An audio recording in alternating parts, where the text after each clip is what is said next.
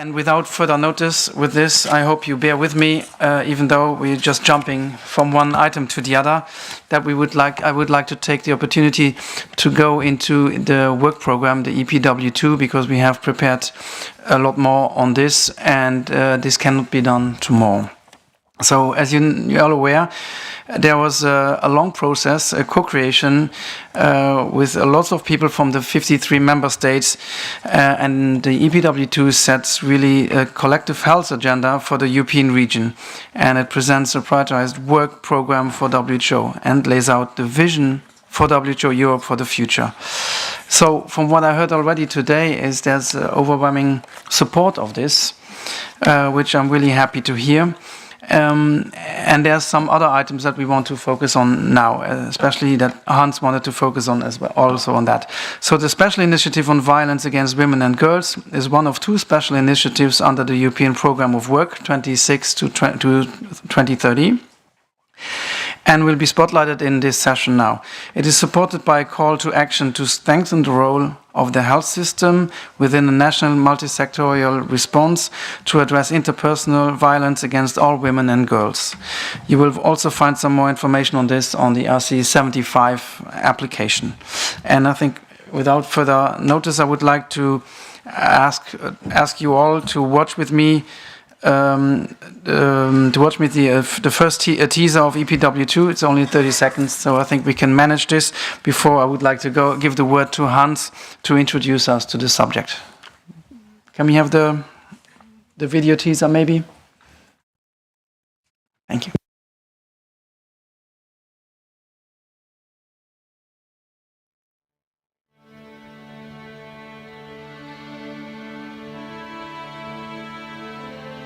Powerful currents are reshaping our world. Climate change, aging populations, inequalities, conflict, and technological advances are transforming the way we live and the health of our societies. While these megatrends bring challenges, they also open doors for innovation and bold, impactful change. To navigate these currents, the second European Programme of Work will be our health compass, guiding us toward a healthier, fairer, and more secure future for all. Your voice, our future.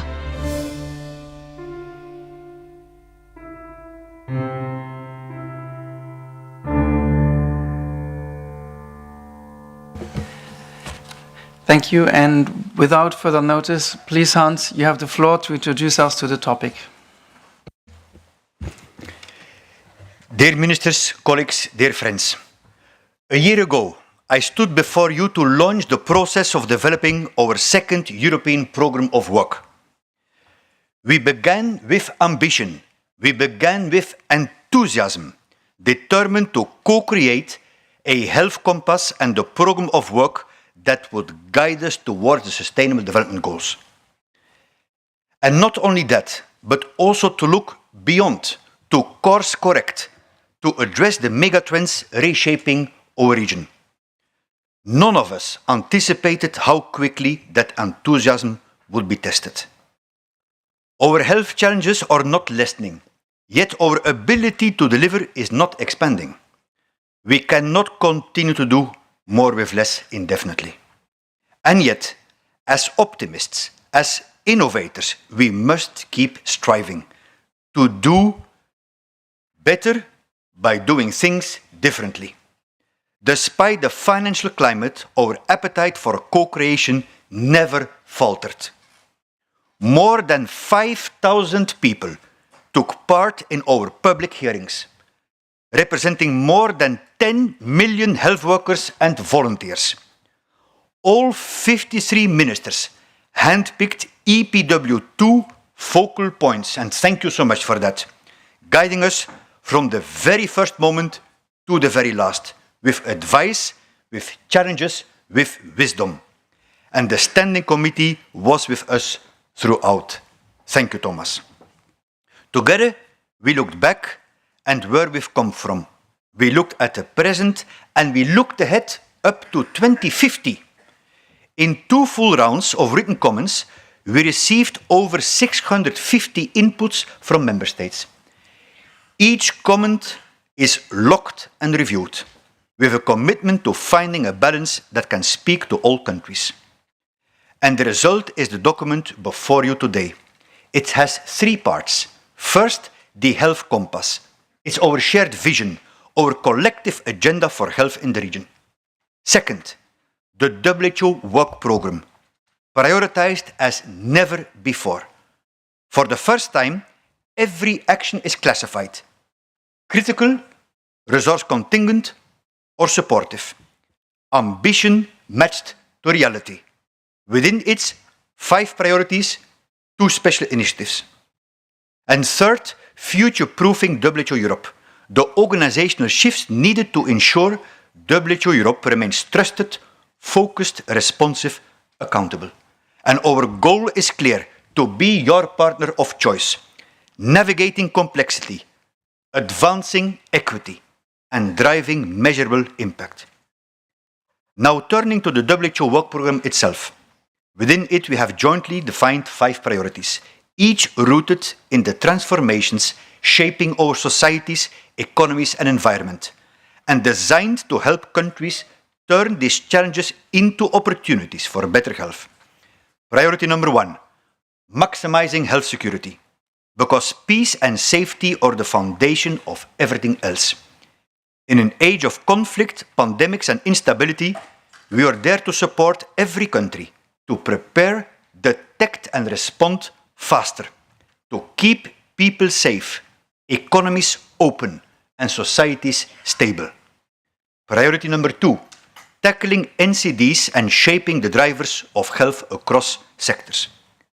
Because preventing physical and mental ill health is the smartest investment any country can make. By acting on the social and economic drivers of health in how we live, work, move, and consume, we can create healthier people, stronger communities, and more prosperous societies. Priority number 3, living and aging in good physical and mental health. Because longer lives should also be better lives. From the earliest years to older age, we can create the conditions for people to thrive, to stay healthy, active, connected, and to age with dignity and purpose. Priority 4, driving climate health action.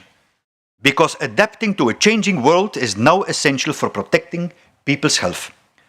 Turning environmental change into a public health opportunity.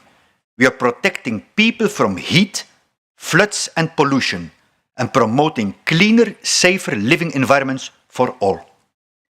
And priority 5, shaping the health systems of the future.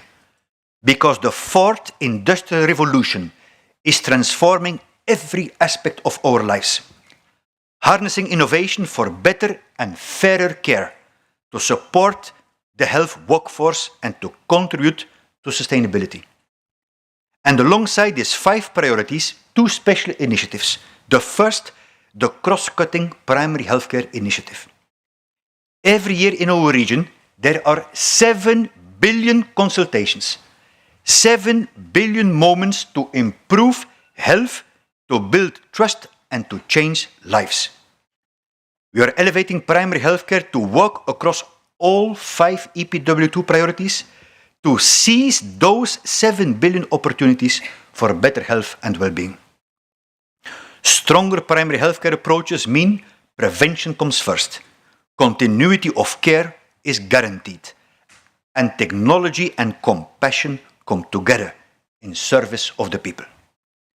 The second special initiative, very close to my heart, addressing violence against women and girls.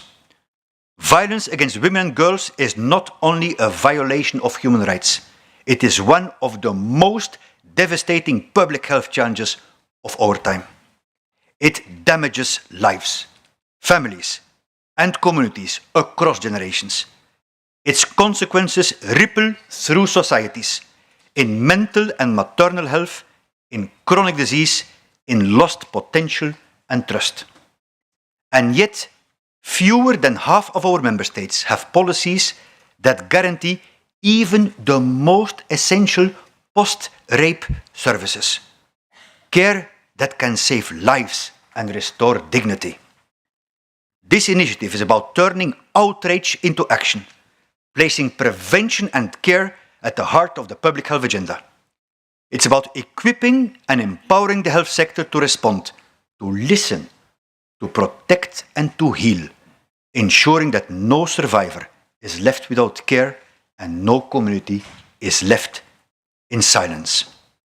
That's why today I'm especially pleased to launch our regional call to action on violence against women and girls, to ensure that women and girls across Europe can live free from violence and from its lifelong consequences.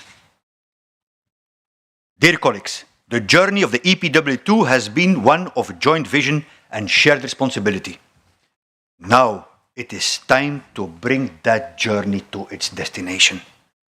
Together, let us ensure WHO Europe remains your partner of choice, delivering the highest standard of service, grounded in science, accountable for results, unwavering in our mission. Healthier lives and greater well-being for all people across our region, leaving no one behind. Thank you.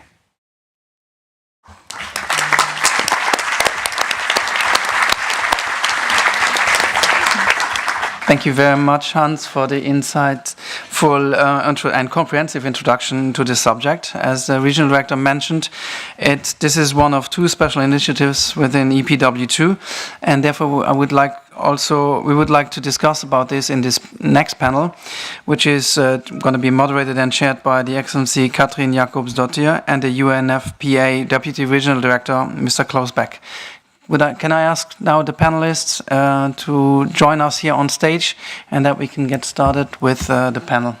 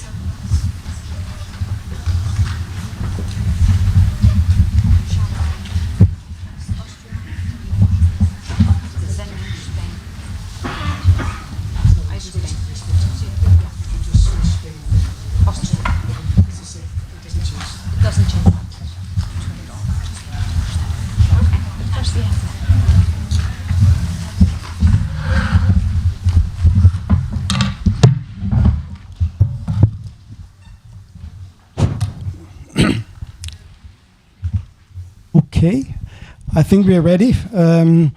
First of all, thank you very much, Hans, for this very powerful call to action for all of us to move from outrage to action. It reminds us that in the face of the global backlash against sexual and reproductive health and rights and women's rights, our region both can and must lead and show the good example. Katrin? Absolutely, Klaus. Gender-based violence is a real threat to women's health, and it's important to tackle it. So therefore, I really applaud this call to action. But I think because time is running late that we should move on to the panel. We'll start with a very short video to set the stage, and then we will hear from our panelists. The WHO European region ranks among the top globally for gender equality. Yet, 1 in 4 women still experience intimate partner violence or sexual violence in their lifetime. That's nearly 50 million girls or women. The entire population of Greece, Hungary, Ireland, Portugal, and Sweden combined. I wish I could trust you enough to tell you what happened.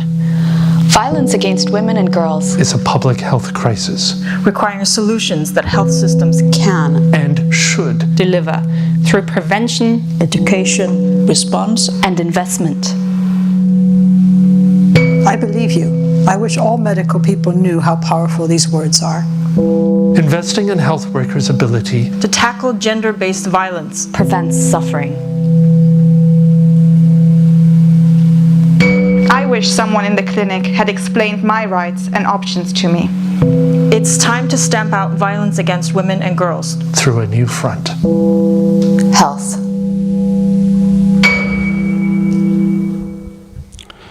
Thank you very much for this video, which reminds us why united action really matters and why we must move forward.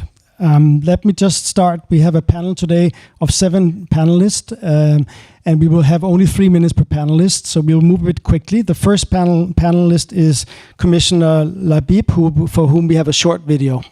Please roll the video, please.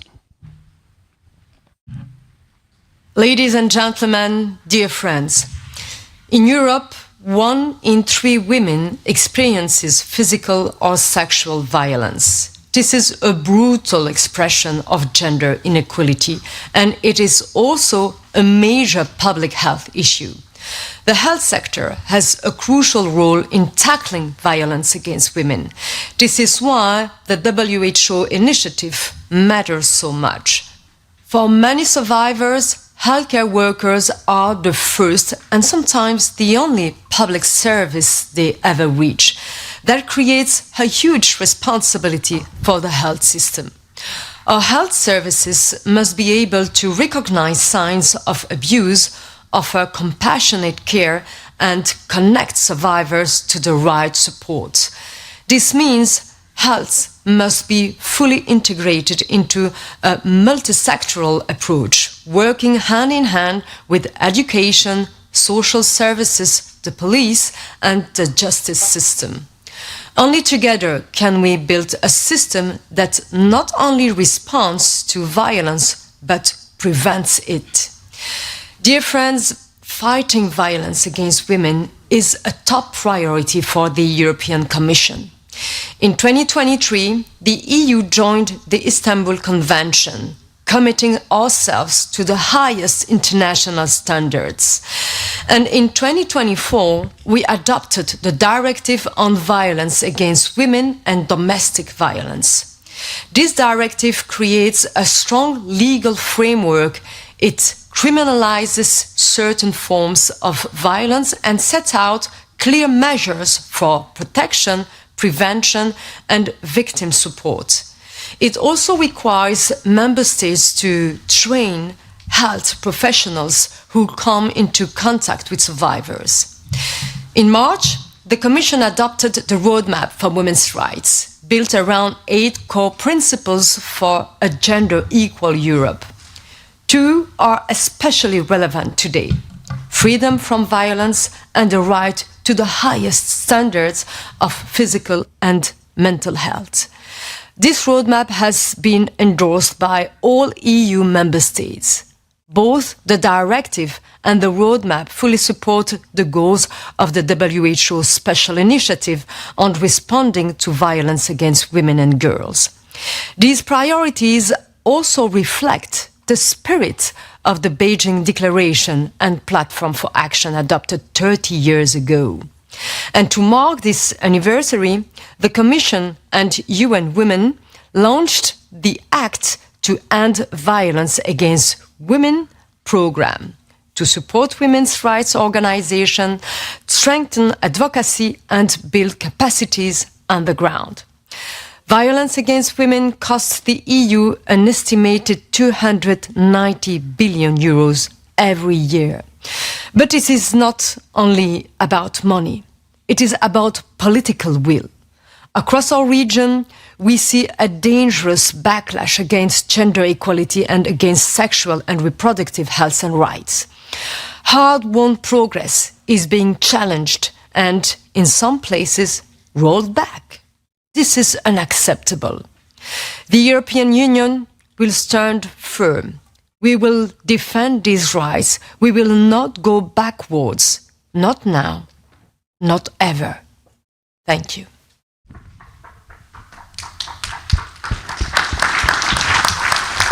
We thank Katja Labib, and we move on to Ulrike Königsberger Ludwig, who is the State Secretary of the Federal Ministry of Health in Austria.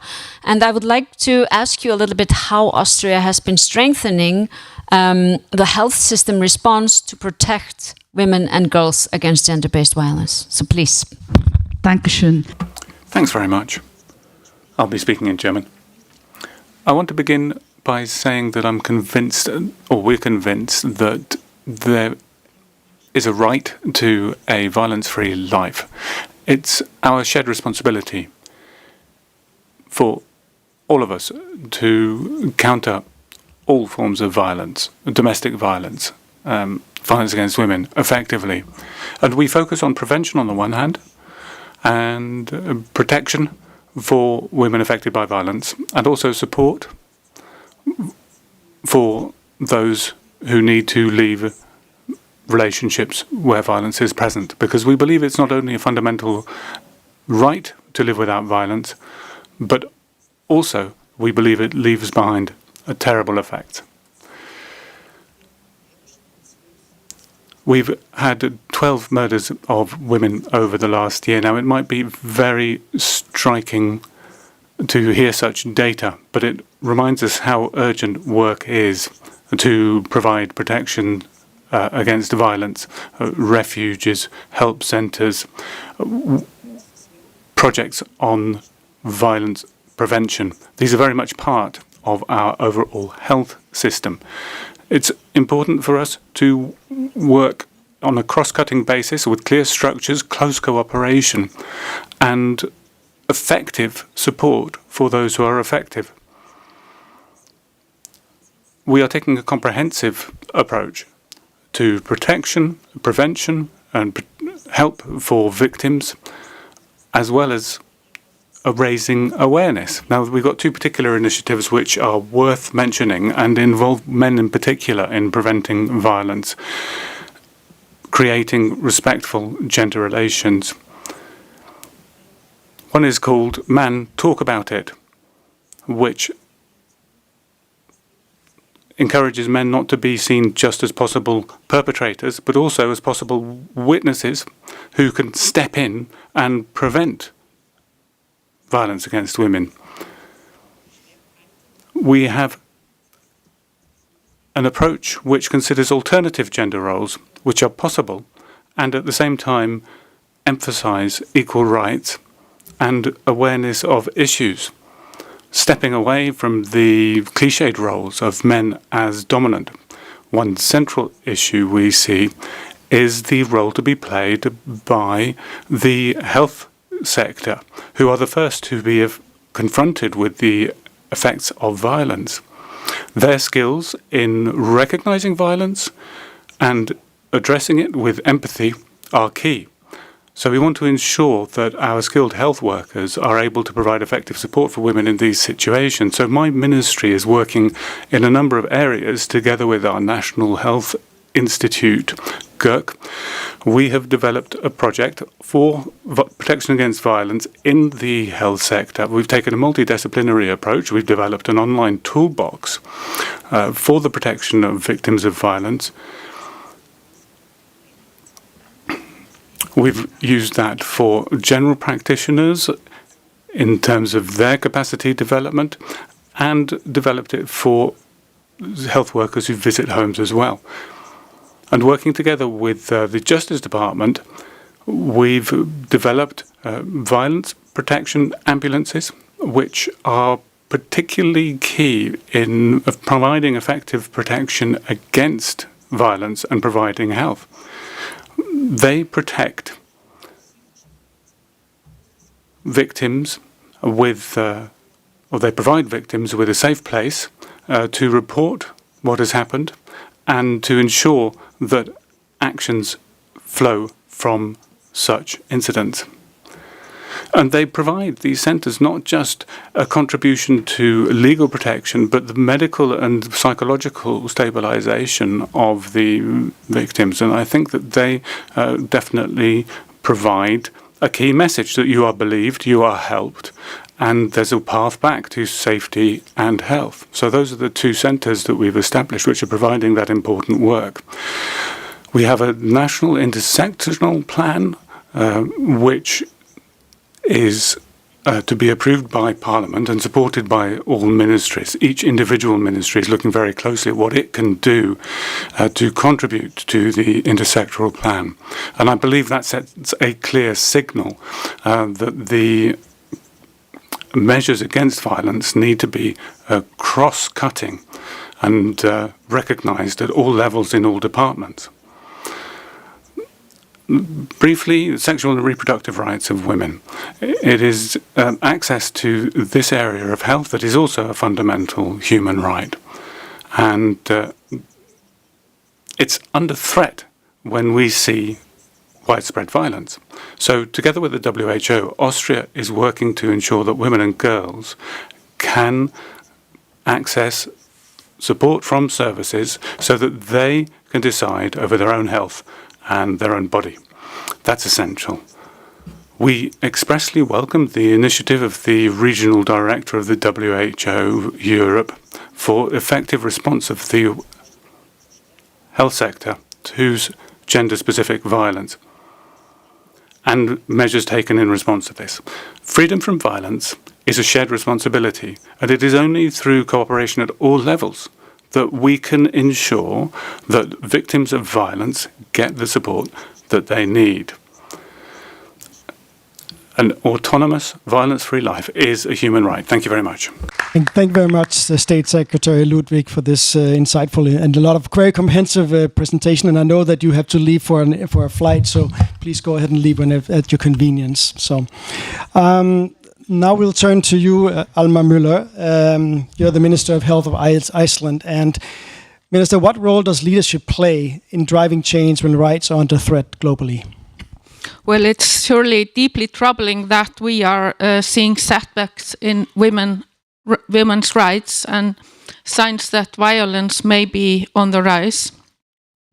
And even if Iceland is seen as the most equal country in the world, it's led largely by women. The president, the prime minister, the former prime minister, the chief of police, the bishop, and so on and so forth, are all women, but we are far from immune to violence.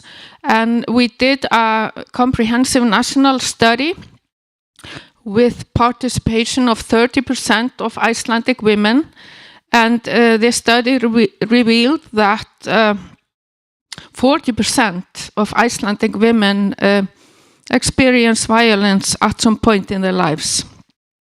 And this is what is called the Nordic paradox. I don't know if you heard about it. But about leadership, the first thing I want to mention is that leaders must stay alert to such development and respond decisively. And we must face the facts and state clearly that violence is unacceptable and protecting women and children is a fundamental human right. Leadership is also turning words into action.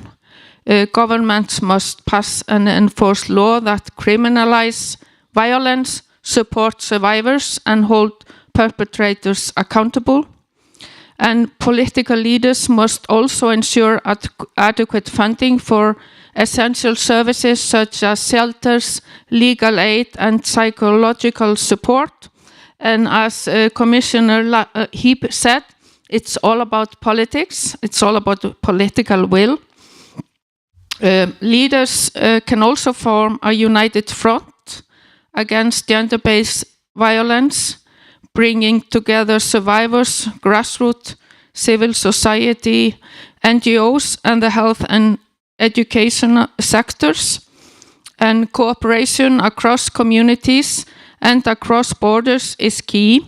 And I thank you, Director Kluge, for your leadership.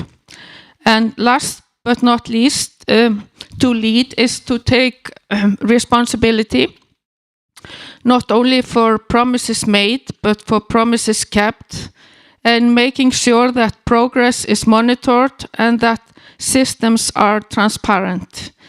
and we should let our actions speak, meaning we will be judged by what we did, not what we said. And finally, I want to emphasize that Iceland remains deeply committed to working against violence against women and children. We strongly support this important initiative and stand ready to cooperate actively with WHO. Thank you. Thank you, Alma, for these very important thoughts on the importance of leadership and actually turning words into action. Now we will move to Spain, where we have Mencia Manso, Ambassador for Global Health from Spain. I want to ask you a little bit about how Spain has been integrating survivor-centered care in primary health to show leadership in Europe. So please, Ambassador. Okay, thank you very much. First of all, I just want to say that Spain is very enthusiastic and very supportive about this call to action. We have been talking about political will, and in Spain there is certainly a great deal of political will to recognize the need to ensure that no woman or girl who seeks help is ever left unseen or unsupported. So yeah, we have been working quite intensively on survivor-centered care. We believe that this requires integration of prevention and response to violence in all health policies and services. This will require dedicated budgets, training of professionals, survivor-centered care. This is all essential.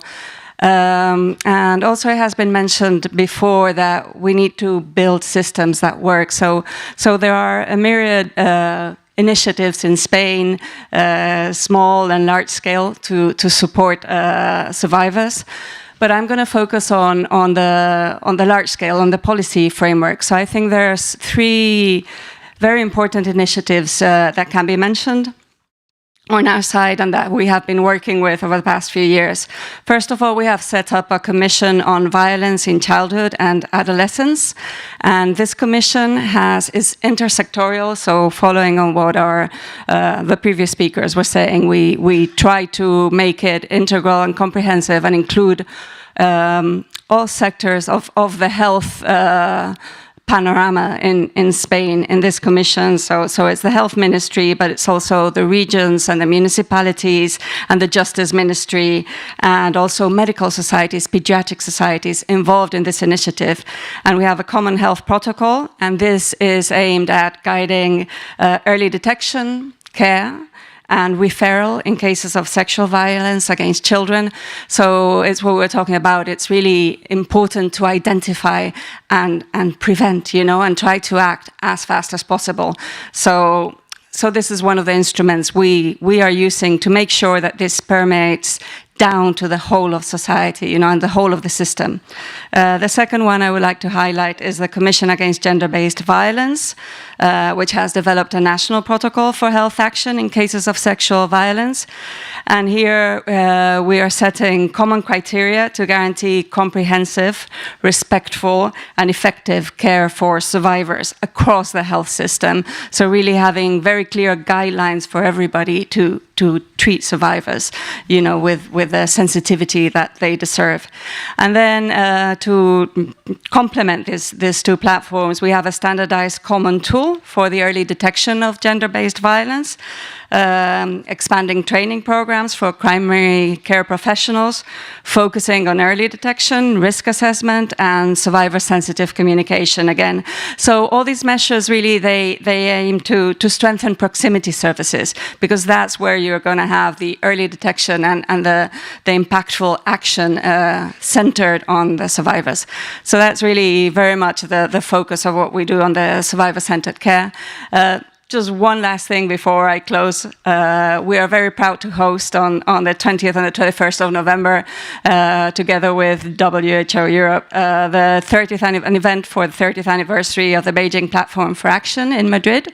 So we do invite everybody to join us, and we're very, very happy to be able to show our support for this initiative through this event. Thank you.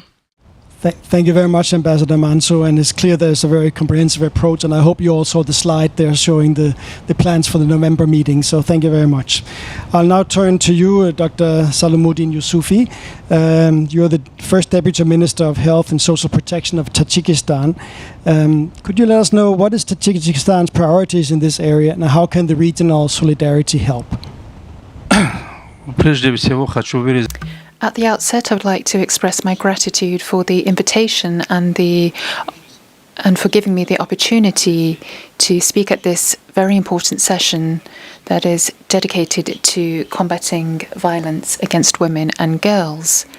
In the European region of the WHO, every year, 1 in 4 women from between the age of 15 to 40 encounters violence or sexual violence. And this is a bleak reminder of the fact that violence against women and girls is a public health issue and an issue of human rights. As regards the special initiative, this is a call to all of us who are trying to improve the health and security and well-being of our women and children. Tajikistan affirms its commitment to this call for action, and the Minister of Health of our country declared this on the International Day for Women this year. We publicly condemn violence against women and girls wherever it takes place. And in this regard, we have achieved significant progress, and we have created a strong legal foundation, and the government of Tajikistan has created an interdepartmental coordination. Furthermore,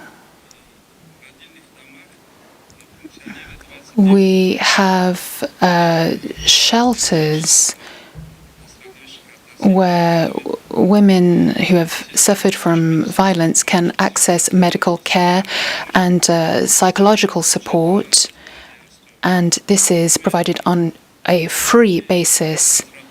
And we have developed and drafted and approved SOPs to provide relevant support for survivors of gender-based violence, and also a clinical protocol.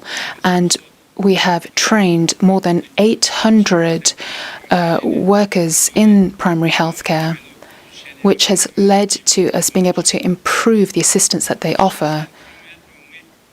In addition, we closely collaborate with WHO, UNFPA, and UN Women, and we want to create a reliable healthcare system so that survivors feel safe and so that they can receive the care that they need. The special initiative is critically important support for countries such as Tajikistan, and it is a way to prevent violence and to support survivors. And we welcome the assistance from WHO as regards our policy, and they've also helped us in training our medical workers, and they provide us with coordination and support, help us to support survivors. Regional solidarity is also extremely important. We can exchange experience and innovations in the European area, and we can reduce the gap between policy and practice while respecting the independence of survivors. So let's take this obligation upon ourselves, and let's listen to what Dr. Hans Kluge said. We should be making the European region a place where every woman and girl is free from violence, and everyone has access to medical care, and they can take decisions that have an impact on their own lives. We need to create stronger partnership between ministries of health and other sectors, and let's create policies that protect women. We need to think together, and we need to take unequivocal decisions to really bring this into life. Thank you for your attention. So much, Dr. Salahuddin, for your intervention here. And now we will move on to Croatia. Maria Bubic, State Secretary of the Ministry of Health in Croatia. I would like you to share with us what steps Croatia is taking now to ensure that no woman or no girl is left unseen. Well, first of all, I have to say hi on behalf of my minister, who should be here, to Dr. Kluge and to everybody else here in the room. So I stepped instead of her, and I'm glad that I'm last in the line, because this answer that I will provide builds upon the video that we have seen from women who have experienced and witnessed violence, then on the words from the Commissioner Lahbib and everybody else here in the panel. First, the Croatia, I have to say to everybody else that we are a small country, 3.8 million people, but still we are still struggling with the issue of violence, as many countries do. But we are aware of that, and we work. So in the last 10 years, we have moved for 8 points on the scale, and now we are at somewhere at 60 points, while Sweden, for example, is 78 or 80 points. So there is still a lot of work to be done, but nevertheless, no matter how different we are, and this panel shows that we are different, it is beautiful to see that together with the WHO office and Hans, with you and your colleagues and your team, we work on the same path towards the same goal. So in the constitution of our country, we state that we make no excuse for the violence towards women and children, and especially, of course, girls, because today we speak of women and girls. Also, we have made changes to the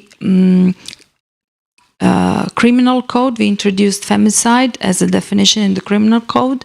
We have Act on Protection Against Domestic Violence. So we separated domestic violence as one separate issue. It is violence, but we need to put it under the reflectors. Why? Because many things are hidden behind the door of the home, and when you say home, it has also a definition, and it should be a safe place to live in. Also, we have a Criminal Procedure Act that defines what it means to be protected, and what are the protection measures for victims when some legal procedures are unfolding. Each year, on the 22nd of September, we have our National Day for the fight against violence against women. So we remind ourselves that violence is never a private matter, but a societal responsibility that demands collective action. At this moment, we are implementing two major national frameworks from term to term. We have National Plan for Gender Equality, focused on prevention, early detection and survivor support, and the National Plan for the Protection from Violence Against Women and Domestic Violence. This second one builds coordinated and sustainable system to connect health, justice, social welfare, police, education, and civil society, because violence today, this is World Health Organization, we speak of health, but this is basically demands whole of government approach.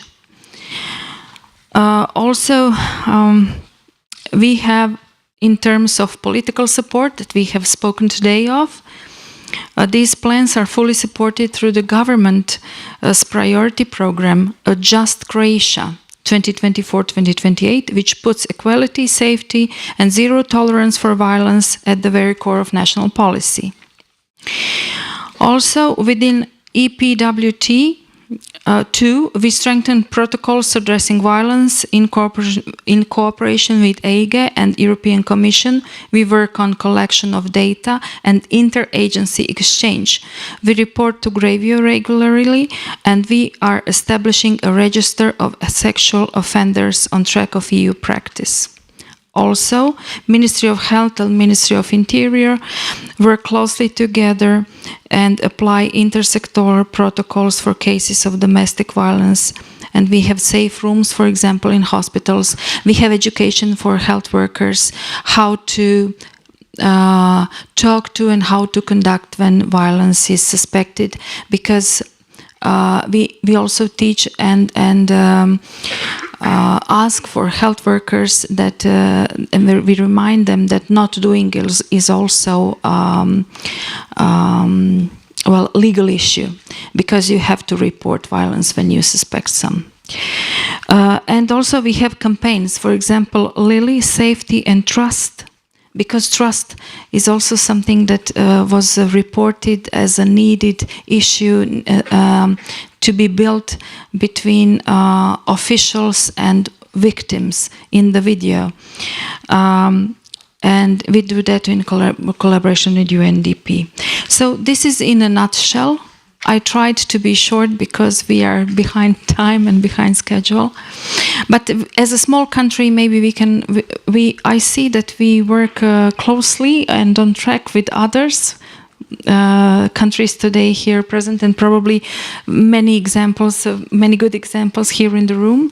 But if we can do it, everybody can. Thank you, Maria Bubas. Yeah, thank you very much for this. And a lot of work is going on, a lot of exchanges to be made later, maybe in the coffee breaks, to discuss some of these great work that is happening.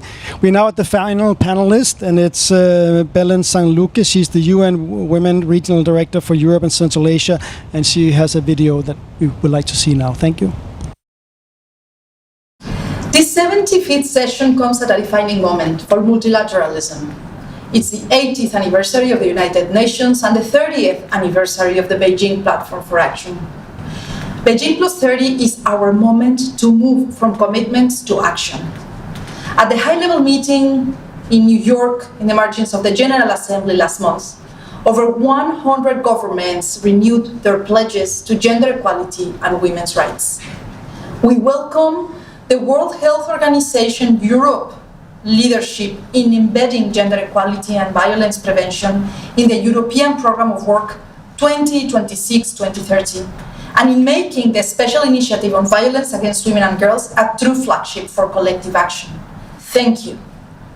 The health sector has a transformative role to play to ensure that every woman and every girl live free from violence in full enjoyment of their right to health. Yet, violence against women and girls remains a global health emergency, the most pervasive violation of human rights in our time. Globally, 1 in 3 women still experiences physical or sexual violence, most often from an intimate partner. In Europe and Central Asia alone, 24 million women have experienced physical or sexual violence by a partner over a 12-month period. In the Western Balkans, Ukraine and Moldova, 45% of women report having experienced sexual harassment, including online. 60% of ever partner women reported psychological violence by a partner. Across Turkey, Eastern Europe, Central Asia, and the Western Balkans, for example, over 50% of women using digital technologies have experienced online abuse. No country in the region has comprehensive laws directly addressing this form of online violence. Critically, no significant decline in gender-based violence has been observed over the past 5 years in the region. The health consequences are profound, from chronic illness and depression to maternal health risks. Health systems are often the first line of response, yet services remain uneven and under-resourced. That is why Zero Violence has emerged as the largest global action cluster under the Beijing Plus 30 agenda, and a top priority in Europe and Central Asia. Let us align our resources, our political will, and our collective power to close the women's health gap and end violence against women once and for all. Thank you to all our speakers here today. I think your thoughts, the cases that you have been sharing, what your countries are doing, really shows us that Europe can and should lead in the fight against gender-based violence. And I want all of us to reflect, because now we are running late. Everybody's a little bit tired, right? But let us think, because I'm going to use the opportunity here, because there are 2 Icelandic women here. And in Iceland, we have a corpus of Icelandic medieval sagas, written in 12th and 13th century. So many centuries ago. And there we can read about women who are survivors of violence, survivors of domestic violence, and we are still dealing with it now, 2025. So therefore, I will use my final remarks to say, we can do this, we should do this, we need to eradicate violence against women and girls, and I applaud WHO Europe and Dr. Hans Kluge for actually raising this flag, where we actually can and should lead. So thank you for that.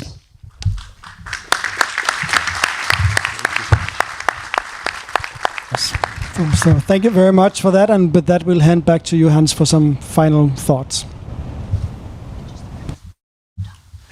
Thank you, everyone, and the panelists. I mean, I again learned a lot, because also myself I'm on a steep learning curve. Why? From where this came?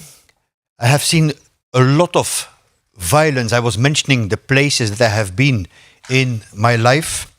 Then, of course, as a proud father of 2 daughters, I mean, the statistics really scare you.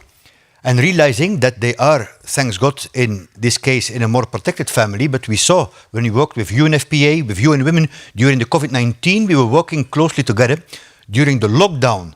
That if you're locked down with your perpetrator, I mean, imagine which kind of situation this was.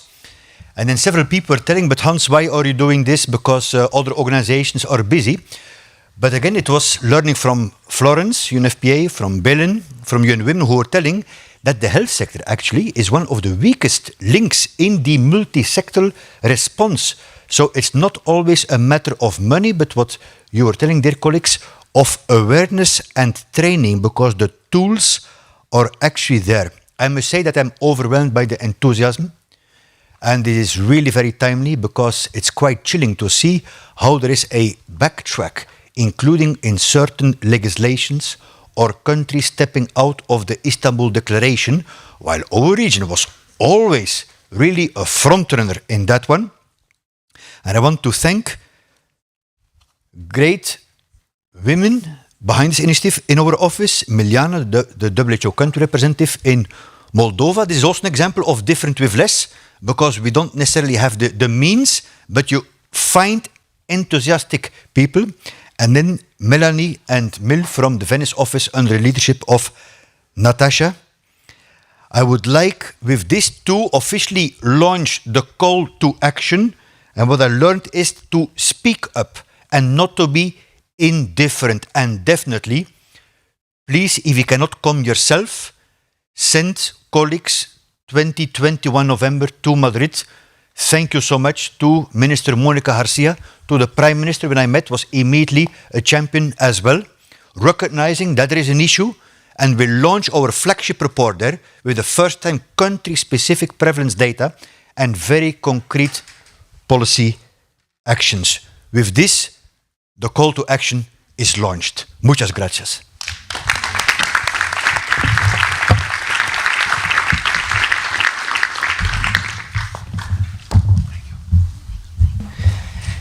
Thank you very much, everybody on the panel, for this inspiring discussion concerning a very, very important topic. And as you know, time is running out for our reception. And I would like to go swiftly to our next point, and before coming to an end for the first day, which was a very long day. And the next point on the agenda are the rights of reply. So from the list I've seen is that we have one country that asked for their rights of reply, and I would like to give the word and the floor to the Russian Federation. You have the floor. Thank you. We regret that once again the work of the WHO Europe has been used to address accusations which are unfounded against Russia. The UN Security Council has duly been informed that according to the relevant statute, the Russian Federation has taken steps to protect the Russian-speaking population of Lugansk, and there have been enough sources of evidence to show that that intervention is duly justified. And once again, we have seen us being subject to sanctions. In July to September, a lot of Russian citizens or speaking citizens have been subject to attacks. Many lives have been lost, over 1,700, including 800 children. 20 people have died under recent attacks. And today, once again, we've heard accusations about the suffering of Ukrainian children. A year ago, it was 30,000 children. Then the statistics changed, and the Russian have waited to confirm the statistics, but we haven't actually seen children coming to us, but rather to the European Union. Melanie Trump has announced that 8 children have been duly transported after negotiations with the Russian president. We've been working to resolve the conflict, but Ukraine is still using the international context to try to generate a hysteria against Russia in order to hide the acts of the corrupt regime in Ukraine. We've seen financial resources being used by the ministries in Ukraine, and the resources have been diverted from legitimate health care to other directions. The leadership, with the support of the companies in the United States, have revealed what is going on in Ukraine. The millions of dollars that have been diverted have been taken away from their proper use. And the provocations that have been seen in the media merely compound this. In Ukraine and a number of EU countries, we have seen laundering of funds, and these are not being discussed in our current discussion. Thank you very much. I would like to give the floor to Ukraine. You're the next one. You have the floor. Thank you, Chair. Let's be clear. It was not Ukraine that brought war to Europe and Ukraine. It was Russia that brought war to Ukraine.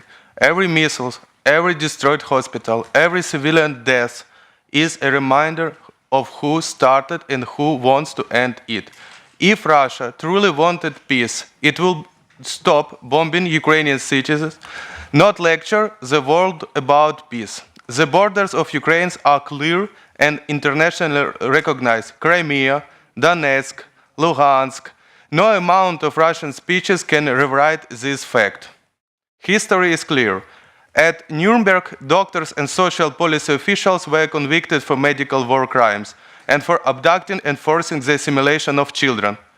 Just following orders was not a defense. Attacks on patients and hospitals and the unlawful transfer of children are grave crimes. Accountability is not optional, it's the path back to health and peace. We urge all delegates not be misled by Russian cynical performance. While its delegates speak here, it missile strikes hospitals in Ukraine. Thank you.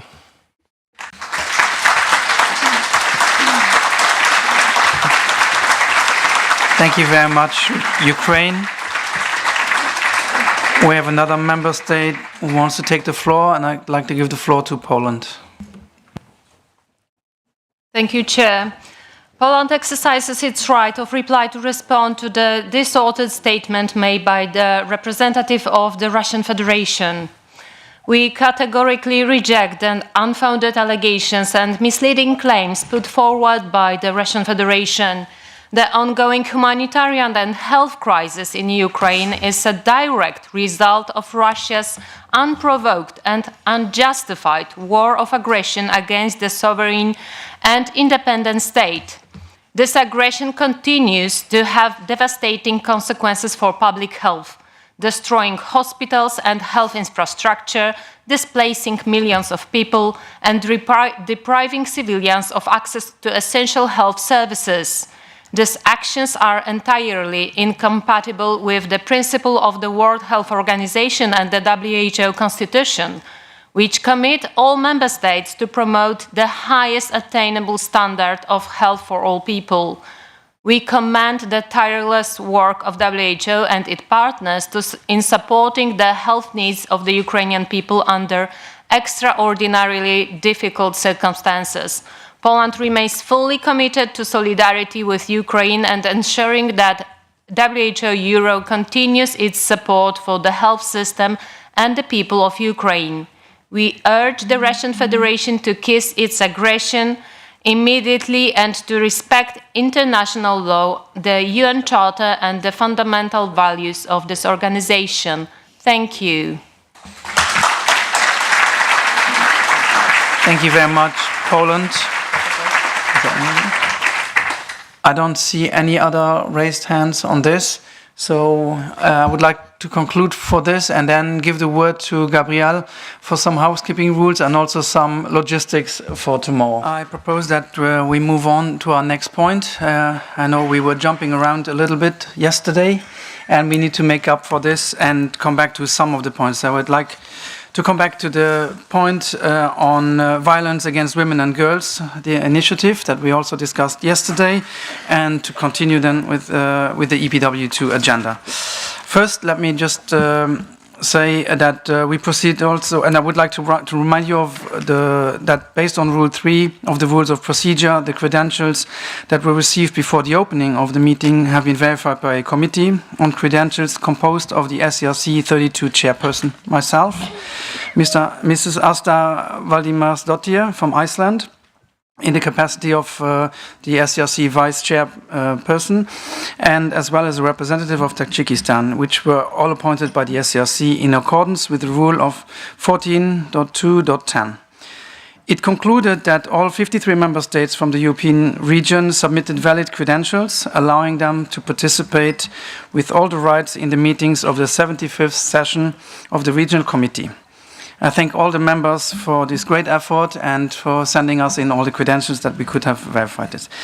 So, without further notice, I would like to open the floor for interventions concerning the EPW2, our new strategic program that we presented and discussed yesterday already, to see what intervention you as member states, agencies, and also non-state actors have. And then we would ask our regional director to say the final word before we come to conclusion of this point. So, I see, I think Malta was the first one. Germany. Sorry. Denmark. Okay, Denmark was the first one, so I didn't see you first. Thank you, Chair. I'm delivering this statement on behalf of the EU and its 27 member states. At a time of major reform and change, we commend the finalization of the second European Work Programme 2026-2030 under the title United Action for Better Health. We thank the WHO Euro for their extensive and hard work in putting together this program of work in consultation with its member states, and we look forward to its implementation. As the EPW2 states, the WHO European region is at a crossroads. The convergence of the triple environmental crisis, digital transformation, demographic shifts, increasing security and humanitarian threats, and economic uncertainty is reshaping the landscape of public health. Health systems face growing pressure to respond to rising demands from an aging population, responding to pandemics, climate crisis, and conflicts, while grappling with the health workforce shortages. misinformation and disinformation, and declining public trust. And the EU remains strongly committed to the support for WHO at all 3 levels. Member States and the European health community alongside WHO have a critical role to play in accelerating and shaping action on all these and more fronts, particularly as a key enabler of cross-sectoral collaboration on topics like One Health or health in all policies, while also working together to future-proof solutions to strengthen the organization. We emphasize the key importance of continued focus on all 5 priorities put forward in the second European Programme of Work, ranging from maximizing health security to tackling NCDs, to healthy aging, driving climate health action, and shaping the health systems of the future. But we'd also like to emphasize the importance of the continued and long-term health promotion and prevention, with primary health care as a cornerstone, as well as to include aspects of health equity in all priority areas.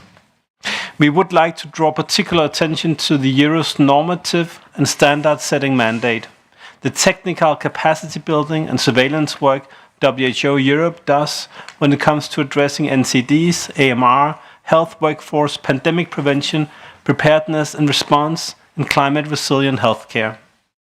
The EU also remains committed to the promotion, protection, and fulfillment of all human rights, and to the full and effective implementation of the Beijing Platform for Action and the Programme of Action of the International Conference of Population and Development, and the outcomes of the Review Conference, and we remain committed to sexual and reproductive health and rights in this context.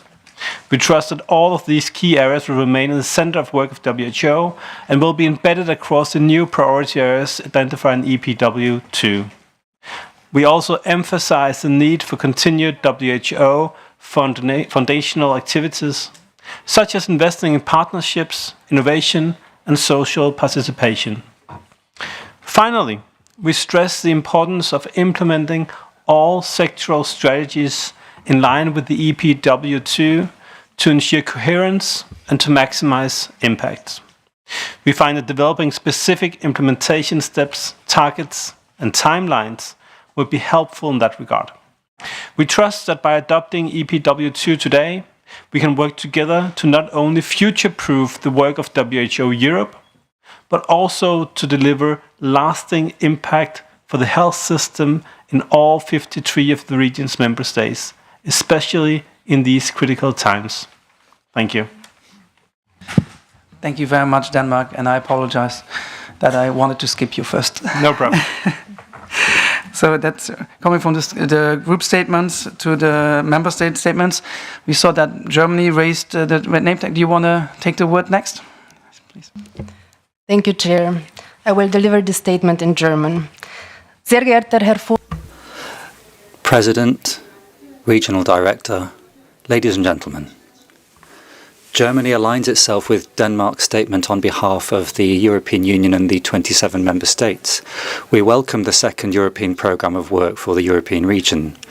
We thank the regional office and the regional director for the transparent and inclusive process to develop the programme of work. EPW2 has been developed over a time when the global health architecture, the donor landscape, but also the role and capacities of the WHO, including WHO Europe, have found themselves at a watershed moment. This process of change is lasting, and its results and consequences are still not clear at this time. What is clear, though, is that this change will also change the role and capacity of the WHO Europe and will probably lead to a situation where the financial opportunities will also affect the WHO Europe when compared with the previous decade and will reduce them. For this, against this background, it's absolutely necessary that WHO Europe concentrate on its comparative advantages, namely the value of its work that it can do that is best done by it. These are key tasks that can only be done at European level within a European framework. We therefore welcome the 5 priorities in the programme of work to 2030 and would like to see a cross-sectoral cooperation through them. In all of the areas, we need to maintain continuity and also at the same time open the way to making better use of digital technologies and innovation. For this reason, we expressly welcome the measures that are being taken advantage of, even given the financial difficulties that should aim to secure the programme of work, for example, prioritising activities on the basis of the needs of the member states. We are in challenging times, and particularly we need to have planning security, but also the need for flexibility and quicker strategic reaction. This also needs to remain the case in the future with proper transparency and involvement of the relevant stakeholders. And more than ever before, the division of work between Geneva and all of the regional offices has to be made as well as possible, clarifying the roles of the European Programme of Work and its dovetailing with other European frameworks, such as the global and national health strategies, is also of elementary importance. Germany supports the WHO Europe in implementing EPW2 and will also remain a reliable partner in the years to come. The working programme is now available, but now we have to move to its implementation. Thank you. I would like to move on with Estonia, followed with Slovenia then. Estonia, you have the floor. Thank you, Chair.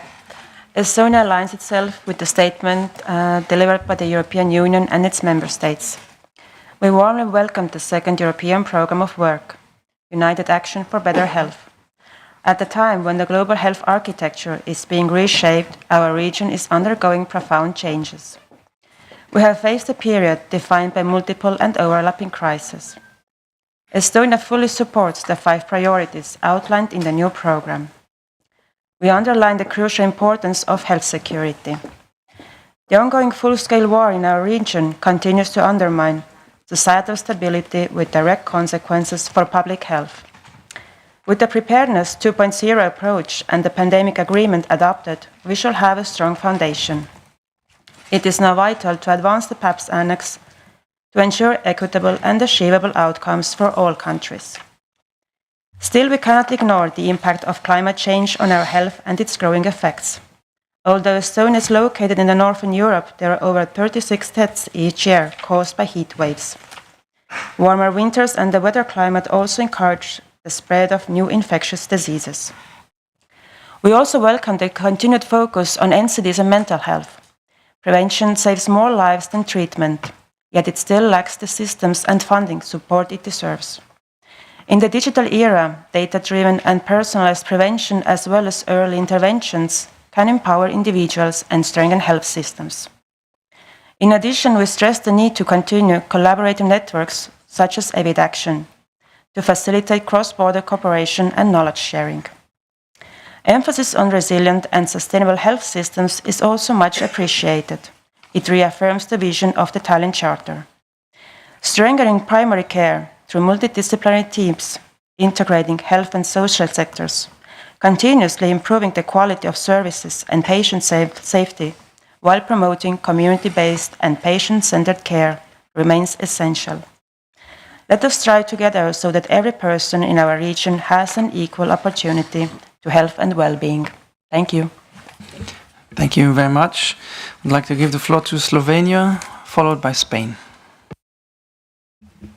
Thank you, Chair. Slovenia aligns itself with a statement delivered by Denmark on behalf of the EU and its member states. We would like to thank the regional office for an excellent draft of the strategy for years 2026 until 2030. We appreciate the very inclusive process through which European Programme of Work 2.0 has been developed. The document is clear in its intent and addresses the question of why, what and how to proceed. We welcome the division of actions into critical, resource-dependent and supportive categories, as this offers the necessary flexibility in today's complex content.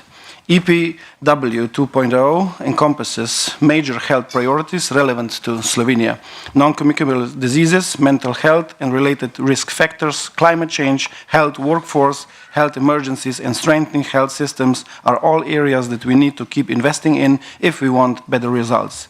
We especially commend the prioritization of work on the commercial determinants of health and antimicrobial resistance. We strongly support the central role of primary health care as the foundation of resilient health systems and community well-being. From our experience, PHC can perform best when supported by a robust public health framework that executes all its essential functions. By integrating health service with public health policies, progress can be made more effectively across all areas of work.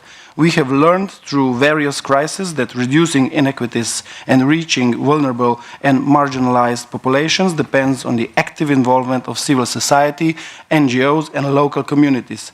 For successfully addressing health literacy, misinformation, and ensuring preparedness for future health crises, we need to involve and empower our citizens and advance community-based participatory approaches. We therefore welcome the new chapter on social participation in EPW and emphasize the demonstrating the impact of social participation on universal health coverage. Health and well-being will be essential to justify the much-needed future investments in this area.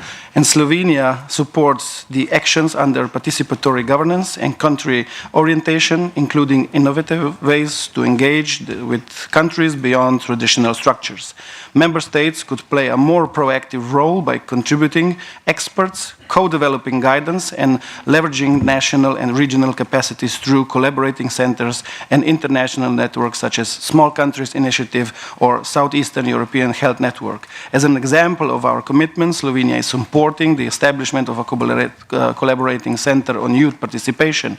WHO Euro should maintain its coordinating role while enabling member states' leadership in specific areas. Slovenia wholeheartedly supports the adoption of the EPW 2.0, counts on WHO Euro to lead us all in this implementation, and thank you for attention. Thank you very much, Slovenia. I would like to give the floor to Spain, followed by Turkey. Thank you, Chair, for giving me the floor. Spain aligns itself with the statement made by Denmark on behalf of the EU and its member states. From Spain, we would like to congratulate WHO Euro for its drive and hard work in developing and presenting this EPW2. We believe that the process has sufficiently taken into account the position of member states and non-state actors. The first part of the analysis contained in this EPW2 makes clear that the public health situation in 2025 is not the same as it was in 2010. We concur with that analysis, and we are also acting accordingly at the national level, implementing reforms in areas such as preparedness and response to health threats, climate action, healthy aging, healthcare services improvement, and a focus on health in all policies. We welcome the focus on measures to prevent and respond to violence against girls and women. Healthcare services can and must do everything possible to prevent and respond to violence against girls and women, and in line with this commitment, Spain will host a conference on this topic in collaboration with WHO Euro to commemorate Beijing 30 years. Furthermore, echoing the statement by our colleagues from the Netherlands, we believe that the European region must defend the values that make us strong, and that means upholding human rights in every way we can, such as ensuring sexual and reproductive rights for all. We must not backtrack on the rights acquired by women and girls, and we must continue to move forward in building a more equal and fair European region.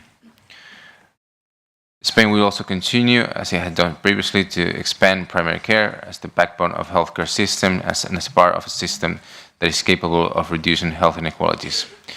Within the framework provided by the demonstration platform, we will continue supporting the development of primary care in the region. To conclude, we thank WHO Euro for its work on this EPW2, and we will be fully supportive throughout its implementation to achieve a healthier Europe with fewer health inequalities. Thank you. Thank you very much, Spain. Let's move on to Turkey, followed by the United Kingdom. Thank you, Thomas. And distinguished delegates, we would like to express our sincere appreciation to the WHO Euro and all member states for the inclusive, participatory and forward-looking process that has resulted in this EPW2. The collective agenda and the priority areas outlined in EPW2 are both timely and highly applicable to the evolving public health landscape. We are pleased to note that these priorities developed in close collaboration with member states truly reflect a shared understanding and broad consensus across the region. We attach great importance to the roles and responsibilities envisaged for WHO under each thematic priorities. These responsibilities will be instrumental in ensuring that our common aspirations are translated into tangible outcomes for the health and well-being of our populations. We also welcome two special initiatives, both of which address pressing and cross-cutting challenges. In particular, primary health care remains the cornerstone of equitable and resilient health system and a long-standing national priority for our country. It is decided emphasis within EPW2 is therefore highly commendable and deserving of special recognition. We also appreciate the program's solid grounding in sustainable financing, monitoring and accountability, technical and operational excellence, and tailored country supports. Finally, we note with satisfaction that strong coherence between EPW2 and GPW14, and we value the mapping exercise as a practical toolkit for tracking collective process. We support the draft resolution under this agenda. And also I would like to thank special to the Hans and his team, especially Melita and Gundo was leading this process. A special thank for them also. Thank you very much. Thank you very much, Turkey, for the kind words. Let's move on now to the United Kingdom, followed by the Netherlands. Thank you, Chair. Given time, I'm just going to summarise our full statement in 5 quick points, and we'll share the statement with the Secretariat separately afterwards. So firstly, we really appreciate the process by which EPW2 has been developed, really inclusive. Thank you for that. Secondly, we warmly welcome the measurable outcomes and clear deliverables that are in the plan this time. Thirdly, we are very pleased to see that health security was the Regional Director's priority number 1. We agree with that. We think it's a great example of an issue which is both absolutely crucial for the region and one where WHO Euro can add value in a way that other organisations can't. Fourthly, we welcome proposals to monitor the impact of what we're doing and see the difference that we're making. And that should include how the development of EPW2 interacts with the transformation programme so that we can see the two alongside each other. And then finally, we underline the importance of retaining technical expertise and excellence in WHO Euro. That's both for now, but also building talent for the future. Thank you. Thank you very much, United Kingdom, and very considerate of you. Thank you very much for this. Let's move on with the Netherlands, followed by Monaco. The Netherlands, you have the floor. Dear Chair, Regional Director, dear colleagues, the Netherlands aligns itself with the statement made by Denmark on behalf of the European Union and its member states. We also very much appreciate the consultative process WHO Euro chose to develop this coherent programme of work with the member states in challenging times. The Netherlands remains firmly committed to advancing global health in line with our global health strategy, and we are pleased with the plans as it stands and fully support its ambitions. But the proof of the pudding will be in the eating, and we're particularly interested in the implementation of the following 3 topics. Firstly, we're pleased that the slow-burning but very realistic future pandemic of AMR is recognised as a key priority. Too many patients today are already facing infections that no longer respond to antibiotics. And the GLASS report clearly proves again that we need to act now. So we very much appreciate that in EPW2, the CESAR network remains an AMR flagship initiative, which allows the continuation of WHO Euro's contribution to global surveillance systems. Be assured that the Netherlands remains a committed partner in realising these EPW goals. Secondly, our region still faces significant challenges in ensuring sexual and reproductive health and rights for all. We appreciate WHO Euro's support to countries that aim to strengthen access to services and fulfil rights. The reference to only reproductive rights and not sexual rights in EPW2 reflects a compromise for us.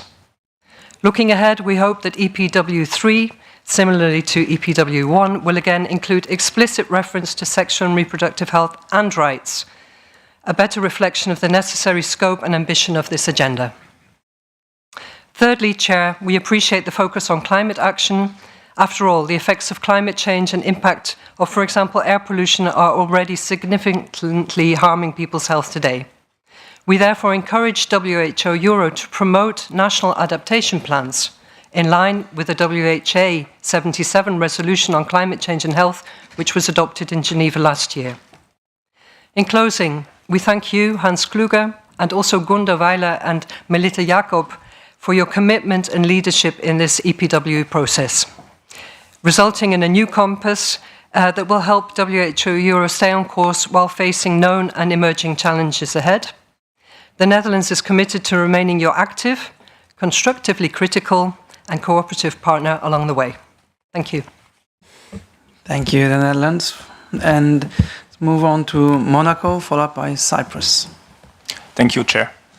Mesdames et Messieurs, Monaco. Ladies and gentlemen, Monaco welcomes the work carried out by the regional office and the member states to put into place this second European programme of work. This document shows a clear ambition to position WHO Europe as a central and coordinating actor which is able to respond to crises as well as anticipating, guiding, coordinating and putting into place the systemic transitions that are at motion in our region. The structure around the 5 megatrends in Europe provides a clear and well-documented framework. Also, the fact is based on values of security, solidarity, sustainability, transparency and trust is fully in line with the principles that Monaco continues to defend within the multilateral system. The Principality recognises that this document is consistent with the 14th General Programme of Work and aligned with Agenda 2030.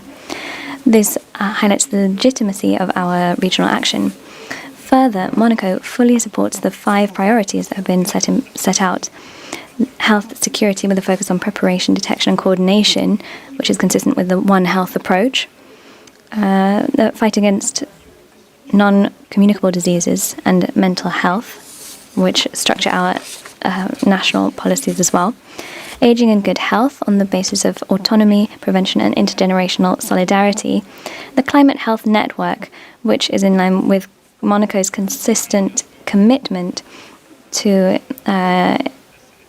ensuring that sustainability is put in place in public policies, which has long been supported by His Highness Prince Albert II of Monaco, as well as transforming health systems, which will be essential for the coming technological developments. Monaco would like to welcome the 2 special initiatives concerning primary health and violence against women and girls. These are priorities which are fully shared by the Principality. However, we would like to highlight the importance of protecting children and young people with an integrated and ongoing care.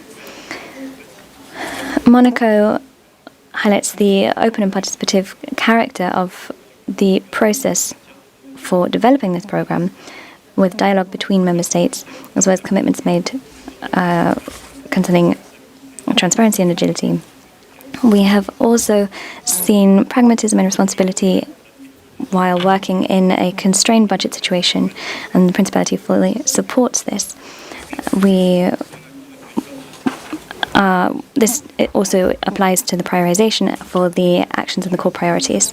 Monaco welcomes this programme, which highlights the ambitious goals that we have and which are also realistic for 2030. We have also seen the innovation and resilience of our region. Thank you. Malta. Dear Chair, Regional Director, Excellencies, ladies and gentlemen. Cyprus aligns itself with the EU statement. We express our appreciation to the World Health Organization and in particular to Regional Director Dr. Hans Kluge for guiding these discussions in a transparent and inclusive manner. Cyprus is confident that the second European Programme of Work effectively addresses the region's current and emerging health needs. Cyprus has already advanced several actions aligned with the programme. Under Priority 1, maximising health security, and in collaboration with WHO, Cyprus has completed the strategic toolkit for assessing health risks and is developing a national all-hazard preparedness and response plan. Training in incident command systems and emergency management is ongoing, while national action plans for antimicrobial resistance and infection prevention and control are being advanced within a One Health approach. Under Priority 2, Tackling non-communicable diseases, Cyprus is updating its national diabetes strategy to address the 10% prevalence of type 2 diabetes. Measures include school-based prevention and expanded access to insulin pumps and continuous glucose monitoring for children. Free national screening for breast and cervical cancer has been extended to colorectal cancer and will soon be extended to prostate cancer. Cyprus also supports stronger WHO guidance on tobacco control and continuation of the WHO EU Evidence into Action alcohol project.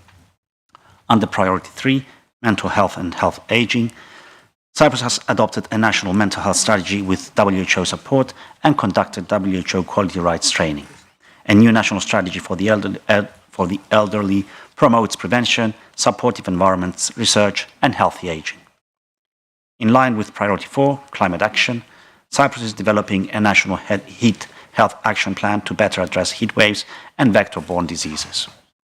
Finally, under Priority 5, Health Systems of the Future, Cyprus supports strengthening primary health care and is developing a next-generation national electronic health record to be launched in 2028, enabling cross-border digital health services.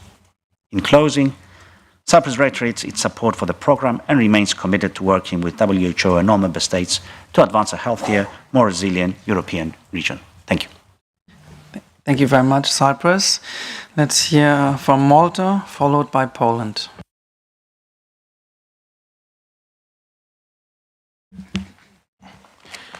Chair, distinguished regional director, colleagues and friends, Malta aligns itself with the statement made by Denmark on behalf of the EU and its member states. It also welcomes the second European programme of work and its emphasis on leaner, results-driven governance and sustained investment in health. We acknowledge the challenges and constraints that call for innovative and collaborative approaches across the region. We reaffirm our commitment to the 2030 Agenda and the Sustainable Development Goals, particularly SDG 3 on good health and well-being. Achieving these objectives requires integrated cross-sectoral policies that address the social determinants of health and promote equity at the heart of public health action. Malta supports alignment between national health strategies and EPW priorities, including non-communicable disease, mental health, AMR, and the important pillar on health emergency preparedness. These areas remain pivotal for building resilient systems and protecting our populations. We support all efforts towards ethical and equitable AI and digital transformation. As the Ministry responsible for health and active aging, we are pleased with the emphasis on healthy aging, building on existing collaborative work. The special initiative on primary healthcare is particularly pertinent for us, given the recent establishment of a regional hub in the southern part of the island. This development is expected to alleviate pressure on the main hospital whilst integrating care services directly to the local community. Also, as a small island, climate change also concerns us greatly. We commend WHO Euro on the broad consultation process that shaped EPW2 and encourage continued participatory governance and technical excellence. Transparent processes and meaningful engagement are indeed essential to fostering trust and delivering impact. Looking ahead to EPW 2026-2030, it is crucial that budget and resource prioritization and allocation, robust monitoring mechanisms, and inclusive stakeholder engagement are maintained. This will ensure that the EPW delivers on its promise of united action for better health, the adoption of which we fully support. Thank you. Thank you very much, Malta. Let's move on to Poland, followed by North Macedonia. Thank you, Chair. Dear Director Regional, dear Ministers, dear colleagues, Poland aligns itself with the statement made on behalf of the European Union and its member states. We would like to start by saying thank you. Thank you, Director Regional, and thank you, WHO Euro Office team, for preparing the draft EPW2, based on Health Compass and Megatrends, which identify the most important issues our region needs to tackle. Indeed, responding to such challenges as health insecurity, NCDs, in particular mental health conditions, demographic shift, and climate change is of utmost importance to our region. We are convinced that sound innovation, responsible use of technology, and including AI into the health systems will strengthen them. Poland, having engaged in a wide consultation process with different stakeholders beyond the Ministry of Health, such as medical institutes, academia, and NGOs, identified, together with WHO office in Poland, the crucial issues we wish to focus on even more. These are mental health and health security. In reference to mental health, it was one of the priorities of the Polish EU presidency, focused on mental health of children and adolescents in the digital era. We were proud to work hand in hand with WHO Euro and DTH Lab to issue the policy brief on addressing the digital determinants of youth mental health. Similarly, we were honored to present the perspective of youth within the project RAD 34 and of the impression they made both in Geneva on the sidelines of the last WHA and in Brussels, where under the leadership of Polish presidency, we eventually adopted the EU Council conclusions. We would like to continue addressing the problem of mental health of youth, hopefully with the widest possible engagement of other countries, organizations, and stakeholders. The other issue which remains crucial for Poland, mentioned in the EPW2, is health security. We appreciate significant amount of money allocated in this area, which hopefully will support the implementation of the Preparedness to Zero Action Plan and assist the Member States with preparedness and reaction to health threats of all hazards.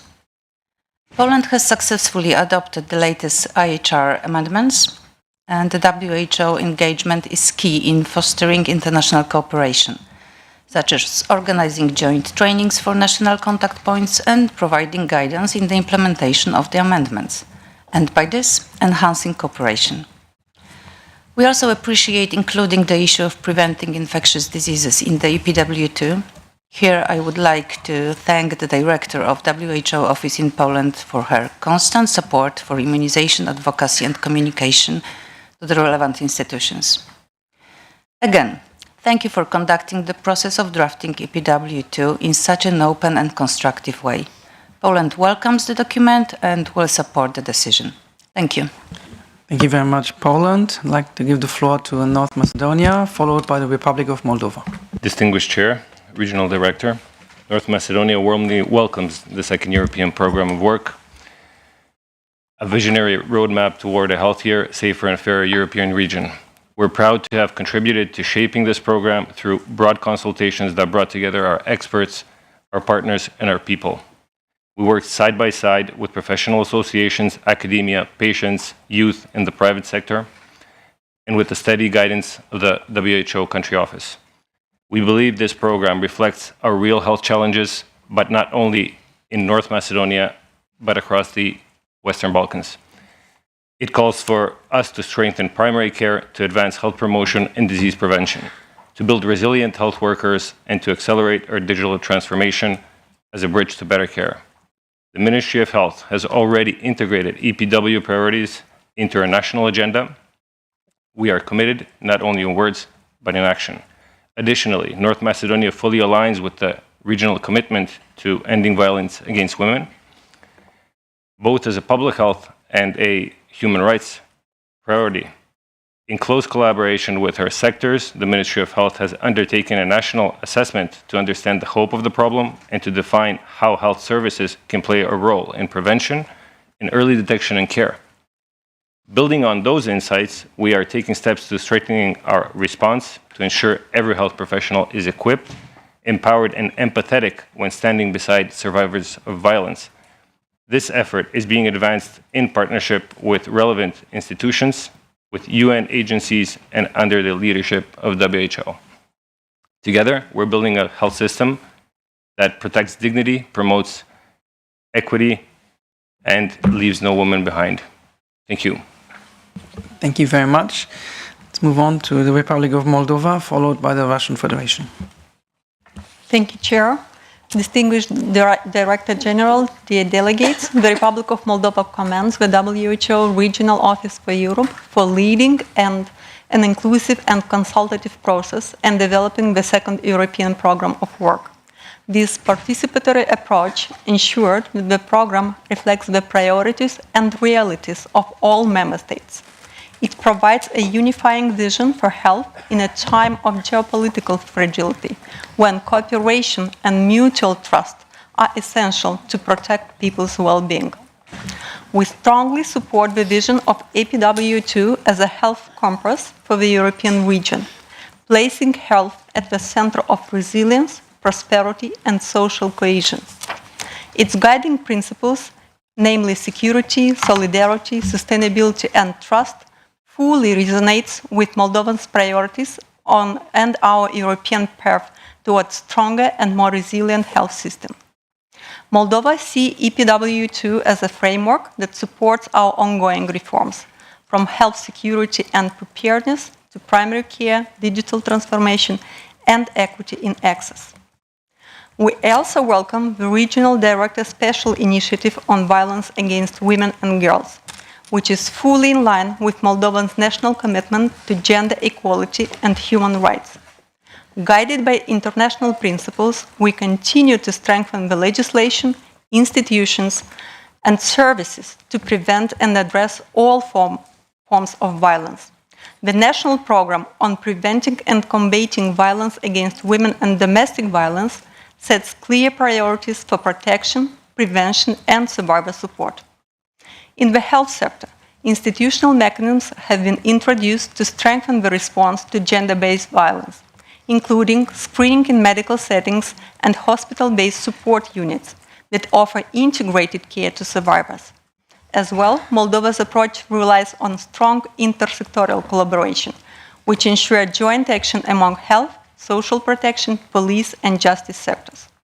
In conclusion, the Republic of Moldova supports the adoption of the second European program of work and stands ready to contribute actively to its implementation, working with WHO and partners to translate this vision into tangible progress for a healthier, fairer, and more resilient Europe. Thank you. Thank you very much. I would like to give the floor to the Russian Federation, followed by Belgium.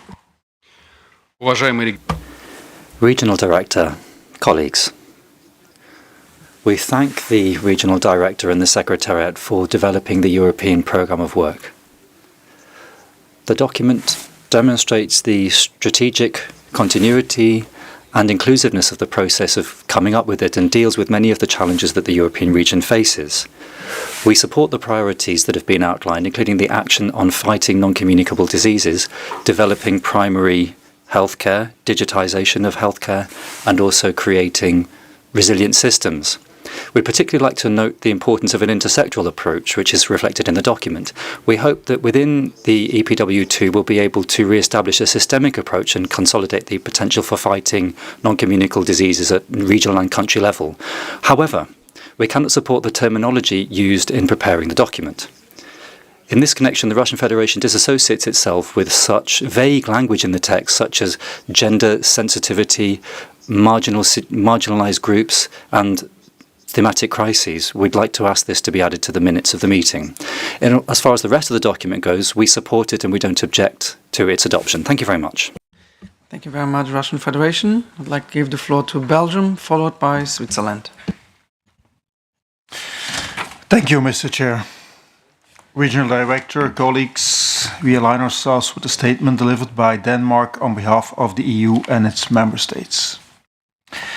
We express our strong support for the priorities outlined in the EPW2, which align with our national priorities. We particularly welcome the focus on chronic diseases, while not hiding the fact that they are driven by commercial determinants. The strengthening of our health systems and the attention on digital transformation, including artificial intelligence. We also stress the importance of the continued work on sexual and reproductive health and rights. Through the new country collaboration strategy we are finalizing with the Secretariat, we aim to actively contribute to these shared priorities. Mr. Chair, in recent months, difficult but necessary decisions have been taken. As member states, we must remain consistent and realistic in what we ask and expect from WHO Europe. We also note that the relationship between WHO Europe and headquarters remains an open issue. It is essential to identify and address gaps and overlaps between headquarters and the regional office and between WHO and other international actors. More broadly, we need a clear articulation of global health priorities for the coming decade in a world with fewer resources and no fewer needs. National ownership and resilient health systems must remain at the core of our collective efforts. Finally, we reaffirm that evidence-based policy making should continue to guide WHO work. Thank you. Thank you very much, Belgium. Let's give the floor to Switzerland, followed by Turkmenistan.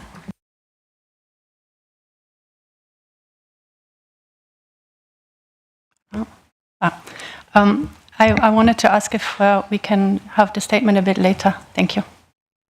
Sure, no problem. Let's see if Turkmenistan wants to take the floor a bit earlier. Turkmenistan, you have the floor, followed by Ukraine. Thank you very much for giving me the floor, Chair. We'd like to note that the second European Programme of Work for 2026 to 2030 on United Action for Better Health is a logical continuation of the European Programme for the years 2020 to 2025 and the 14th General Programme of Work for the WHO for 2025 to 2028, and it reflects that the current global and regional goals, obligations and also strategic approaches taking into account the current and changing situation in public health. The conceptual vision of EPW2 aims at consolidating health and welfare among the population of the European region and providing the European Regional Office of the WHO the opportunity to continue to provide advisory and technical assistance of high quality. It's important to stress that the priority areas that have been developed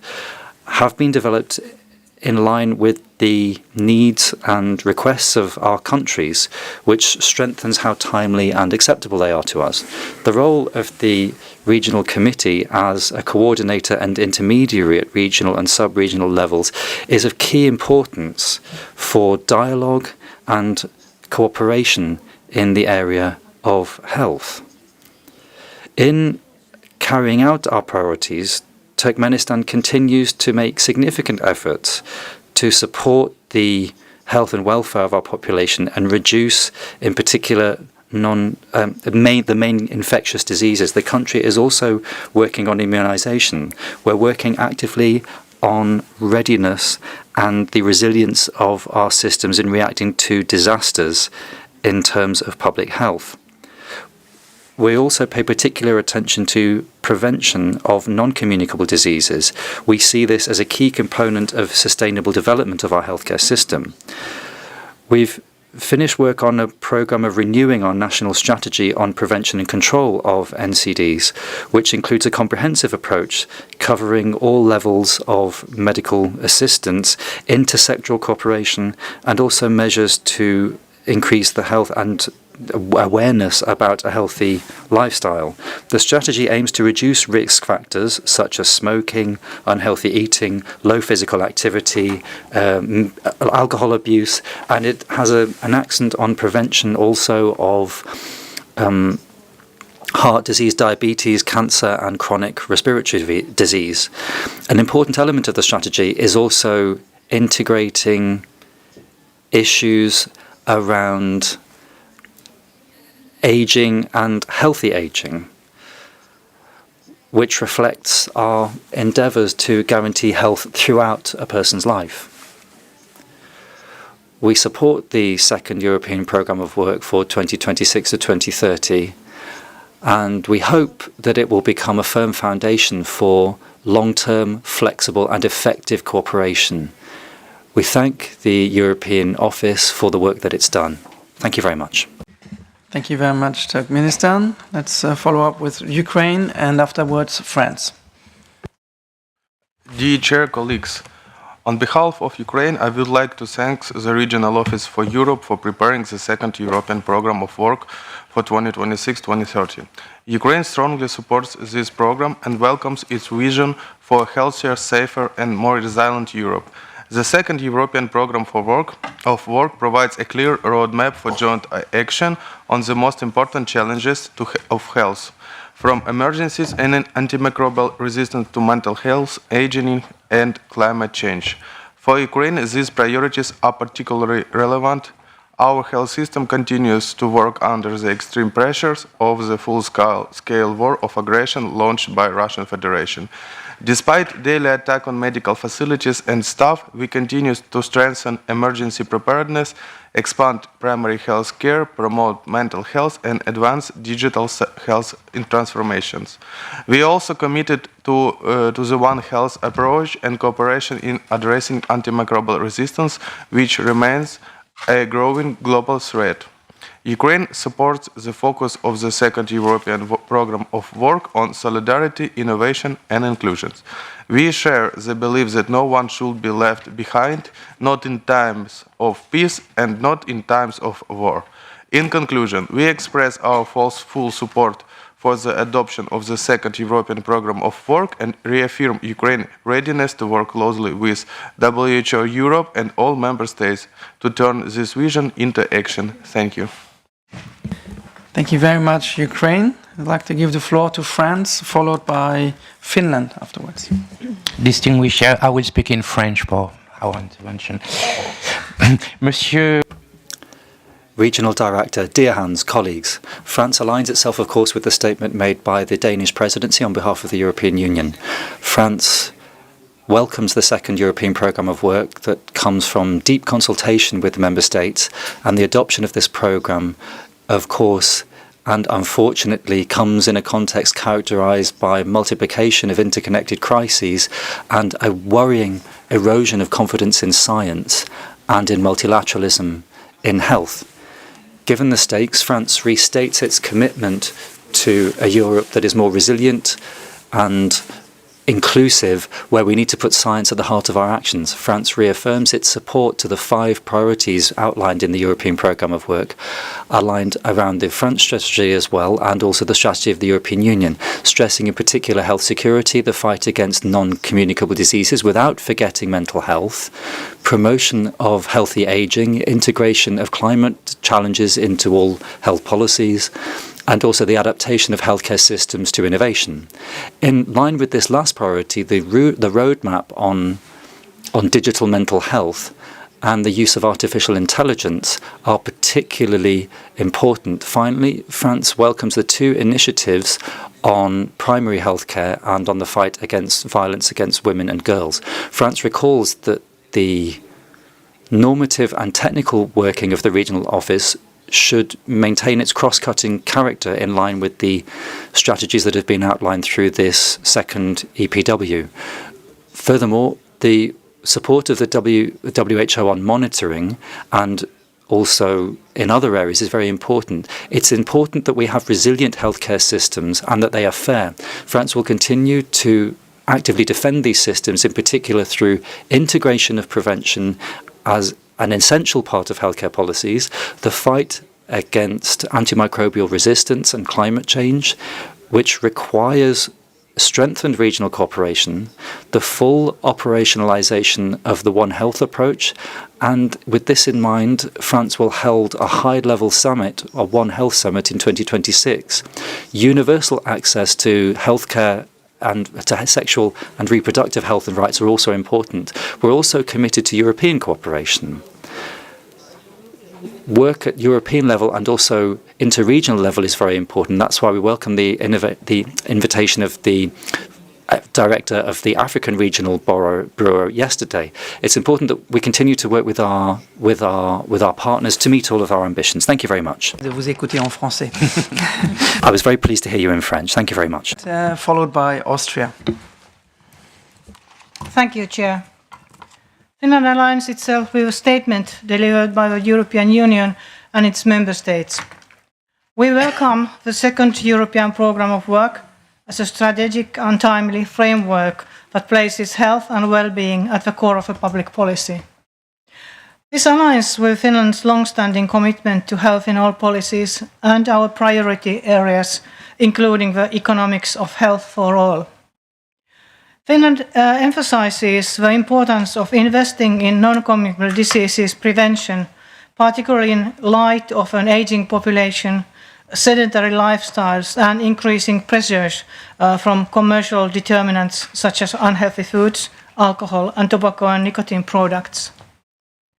At the same time, we stress the need to sustain achievements in health security, including the One Health approach, national immunization programs, and vaccine-preventable diseases surveillance. We urge continued efforts to close gaps in capacities across the region and building public trust by countering misinformation through science-based communication. We also support the integrated approach to AMR and look forward to further engagement on in-country capacity building and collaboration through CSR. We welcome the EPWH Life Course approach and its emphasis on universal access to primary health care.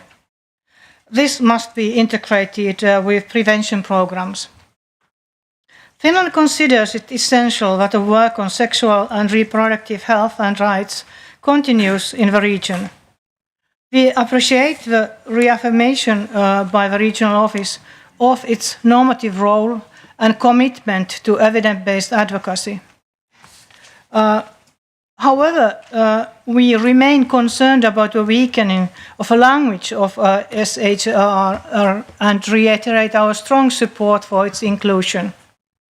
We urge WHO Europe to maintain its leadership in gender equality, particularly in emergencies, and to safeguard gender-responsive programming amid global pushback. Thank you.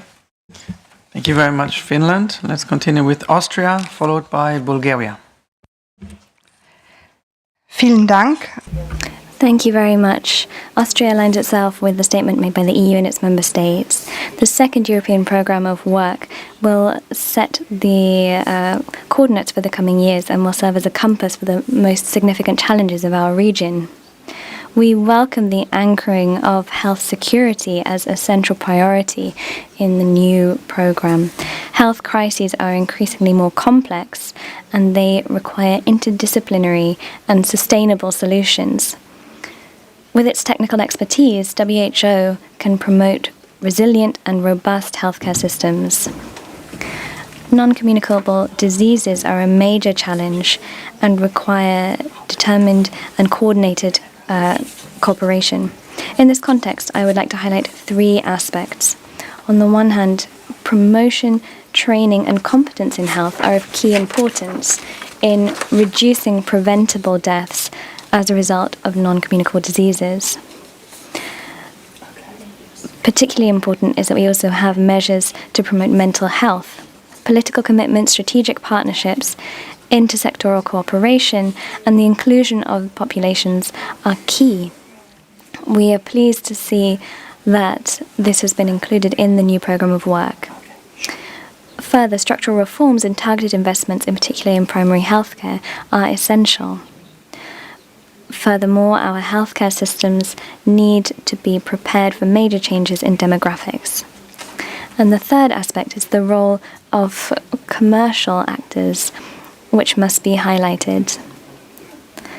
They can have a direct or indirect impact on nutrition activity, tobacco and alcohol consumption, as well as air quality. The priority climate and health is another focus point for us. Austria is taking targeted measures to strengthen the climate resilience of the healthcare system and promoting climate competency. Exchanges of knowledge and experience within the European framework is essential for this end, and Austria will be pleased to continue actively taking part in this. We also welcome the special initiative against violence against women and girls, as well as WHO's strengthened role as a defender of reproductive and sexual health care, as well as the rights that go along with these. It is important that we have an ambitious work programme decided here today for the next 5 years, while recognising the difficult situation that WHO is currently facing. Maintaining the core functions of WHO will be more important than ever. Austria will continue to cooperate and work together with others in order to implement this ambitious new programme of work. Thank you very much. We would now move to Bulgaria, followed by Ireland. I would like to remind you that the Bulgarian intervention will be made in Bulgarian and translation is available in English. Bulgaria, you have the floor. Honourable Chair, Distinguished Regional Director, Excellencies, Bulgaria aligns itself with the EU statement made on behalf of the EU and its member states. The second European Work Programme 2026 to 2030, United Action for Better Health, addresses problem areas, and the actions outlined to answer the challenges are interrelated, timely, adequate, consistent, and multifaceted. Bulgaria supports the priority given to non-communicable diseases in EPW2, given the burden of chronic diseases in the region, which requires the implementation of timely, integrated, multidisciplinary and high-quality care, highlighting the key role of primary health care and patient empowerment. We support the specific measures related to mental health, in particular the priority actions for promoting mental well-being throughout the course of life. Bulgaria has provided recommendations in a timely manner during the consultations about the necessity to consider priority actions regarding the impact of climate change on the mental health of the population, as such a link has been scientifically established. One of the priority activities for improving preparedness for rapid detection and response to emerging cross-border threats from vaccine-preventable infections is to strengthen the laboratory network at the national level and improve communication with veterinary structures. Vaccine-preventable diseases are and remain a priority for public health, not only in the EPW2, but are also an important part of our national health policy. In this regard, communication with the public about approaches and activities that can effectively prevent and respond to global health threats, such as the pandemic spread of infectious diseases, is also part of our national health strategy. Bulgaria supports the draft decision approving the second European programme of work, namely the need to take national priorities into account and avoid duplication of activities in order to make effective use of the limited resources available and implement the programme within the available budget of the WHO Regional Office for Europe. Thank you very much. Thank you very much, Bulgaria. Let's give the floor to Ireland, followed by Norway. Thank you. Honourable Chair, Distinguished Regional Director, Excellencies, dear colleagues. Ireland aligns itself with the statement delivered by Denmark on behalf of the European Union and its 27 member states. We would like to thank the WHO Regional Office, our fellow member states and our partners for their work in bringing this landmark document before us today. We commend the WHO for their management of the iterative and open drafting process and thank them for the many public hearings, consultations, meetings and exchanges which have been facilitated during the past year. The second European programme of work is an incredible achievement, particularly when we consider the trying circumstances in which it was developed. As mentioned, the WHO European region is at a crossroads. We believe this to be true. we believe also that the WHO Regional Office has a potential to play a vital role in this, to position health and well-being at the heart of public policy, contributing to economic growth, social development and sustainability.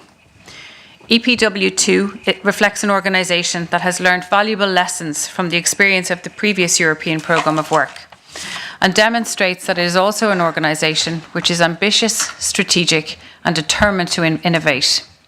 We welcome the collective action agenda for health which has been outlined in the Health Compass and the clear commitment to future-proofing WHO Europe. Ireland remains committed to the promotion, protection and fulfilment of all human rights and remains committed to sexual and reproductive health and rights. We trust that all of these key areas will remain at the centre of the work of the WHO and will be embedded across the new priority areas and special initiatives identified in EPW2.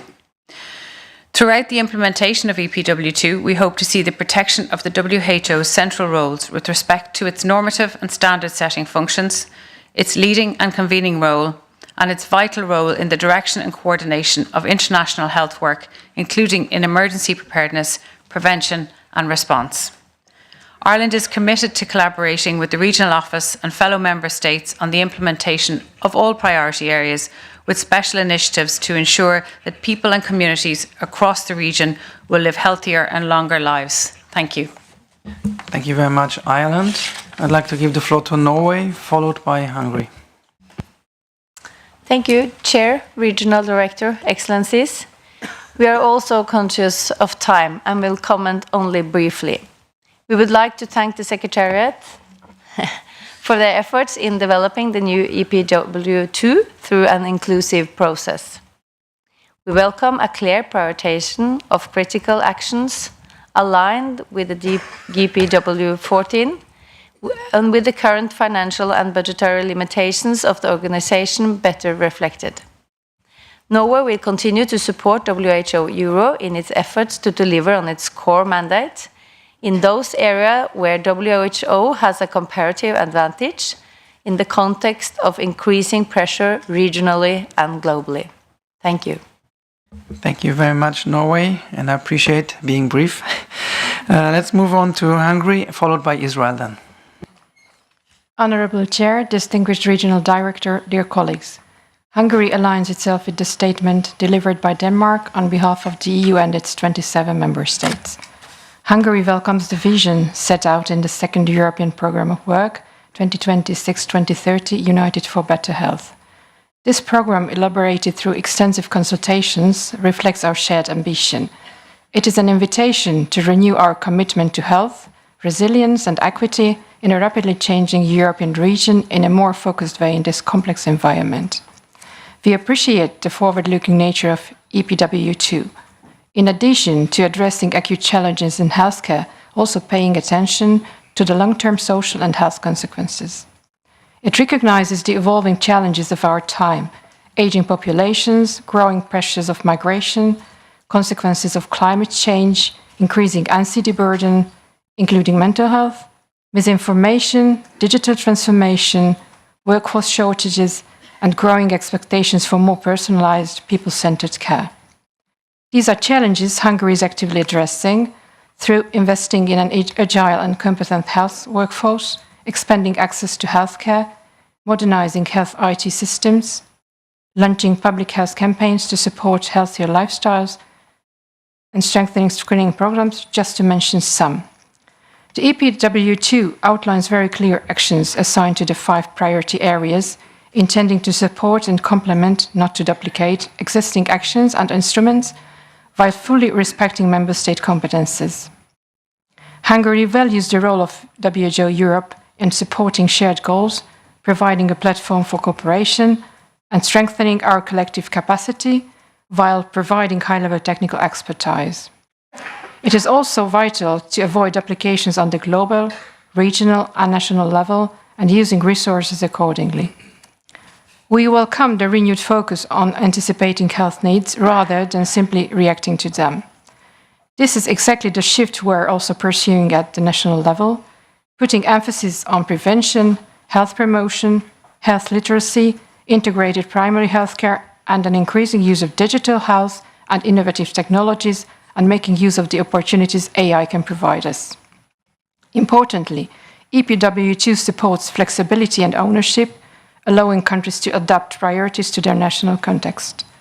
This ensures that while we are united in direction, we remain responsive to our citizens' specific needs. Hungary is looking forward to the adoption and implementation of the EPW and remains a strong partner in these endeavors. Thank you. Thank you very much. Let's hear from Israel, followed by Croatia. Thank you, Chair, distinguished delegates. Israel aligns closely with EPW2's priorities and values, especially its focus on preventing violence against women and girls. This challenge has a deep impact on both physical and mental health across our region. We share the commitment to building strong regulatory frameworks and clear, comprehensive protocols. This must also be matched by investing in well-trained health workers. We also welcome EPW2's pledge that no one be left behind. While life expectancy has risen, too many people are not living those extra years in good health. We must strengthen primary care and improve access to essential services. Israel's emergency preparedness framework, built on close cooperation between hospitals and communities, reflects the whole-of-society resilience that EPW2 envisions.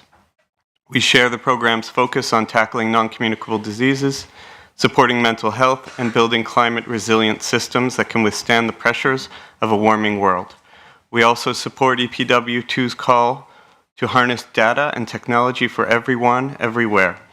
As a pioneer in digital health, Israel stands ready to share its experience and best practices to promote equitable access to innovation. Finally, we endorse EPW2's emphasis on accountability and participatory governance. These are essential to maintaining public trust, the cornerstone of every effective health system. In sum, Israel affirms its support for EPW2 and commits to working with our fellow member states to turn this shared vision into concrete progress towards a region that is healthier, safer, and more resilient for all. Thank you. Thank you very much, Israel. Let's hear from Croatia, followed by Kyrgyzstan. Thank you. Honorable Chair, distinguished Regional Director, colleagues, Croatia aligns with statement delivered by Denmark on behalf of European Union member states. The Republic of Croatia expresses its strong support for the forthcoming European Programme of Work as a vital step towards improving health, building a resilient health system, and ensuring equitable access to quality healthcare across the WHO European region. We highly value the transparency, inclusiveness, and open dialogue. These qualities have enabled all member states to contribute to the creation of a shared vision for better health throughout the region. We would also like to commend the Regional Office for Europe for its excellent coordination and for the dedicated efforts invested in shaping this ambitious document. We support the programme's priority areas, all including stronger health security, better prevention of non-communicable diseases and mental health, innovation in health systems, healthy aging, and climate-resilient healthcare. Croatia's national health strategies are closely aligned with the priorities of the programme. Through our National Health Development Plan, we are working to modernize primary health care, improve digital health systems, and promote integrated care for chronic and mental health conditions. We are also strengthening our efforts to address and reduce the prevalence of key risk factors contributing to chronic non-communicable diseases. We especially welcome the special initiatives under the programme, notably the Special Initiative on Primary Health Care and Special Initiative on Violence Against Women and Girls. Croatia is in the process of adopting a new national plan for the protection from violence against women and domestic violence, aiming to ensure that by 2029 the human rights of all, especially women, are fully respected and that citizens feel safe and protected from all forms of gender-based violence. Together, through the joint implementation of the European Programme of Work, we can build a healthier, safer, and more sustainable future. Thank you. Thank you very much, Croatia. Before we go on with Kyrgyzstan, I would like to ask Switzerland, would you take the floor after Kyrgyzstan? Okay, good. Then we go to Kyrgyzstan and then to Switzerland. Thank you.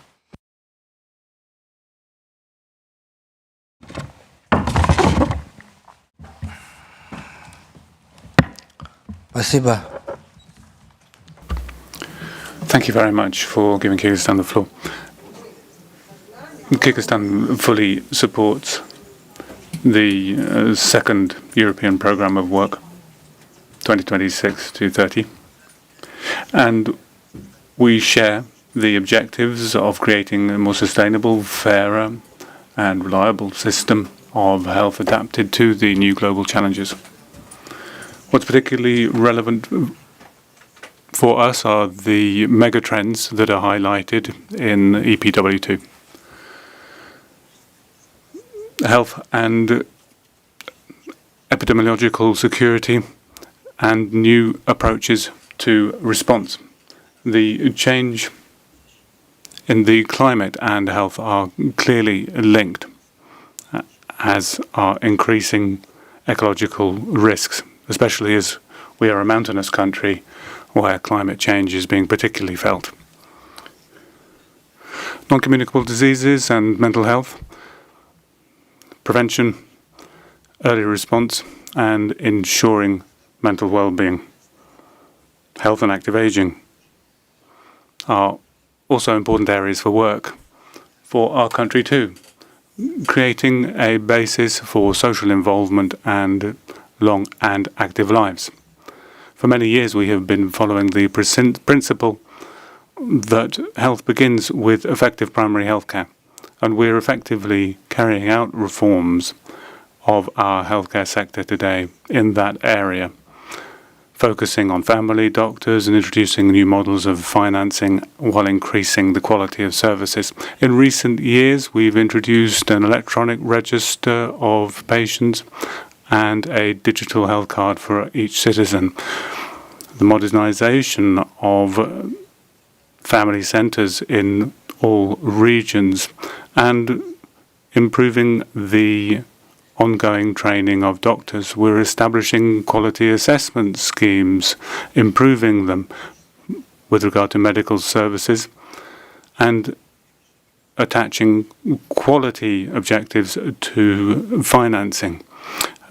We're also particularly focusing on areas of our country that are difficult to access, while actively supporting the special initiative of the Regional Director, Hans Kluger, on fighting violence against women and girls.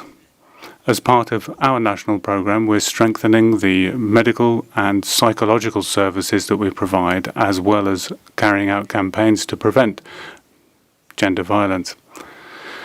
We're also working on the digital transformation of the sector, introducing an electronic management system for data on medicines, as well as integrating artificial intelligence. We think it's important to develop cooperation with the WHO and all of our partners in the area of ethical and safe application of the benefits of AI.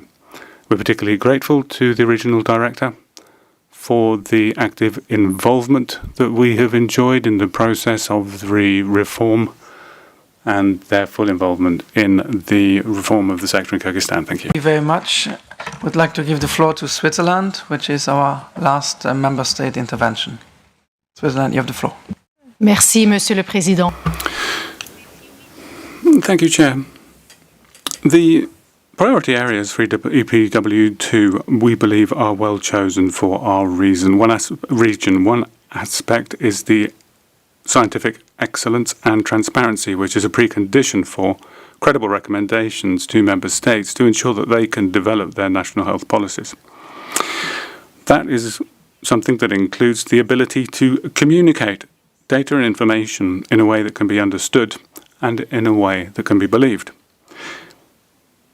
The development of this second European programme will give Europe and the WHO the necessary guidance to face the challenges in the region.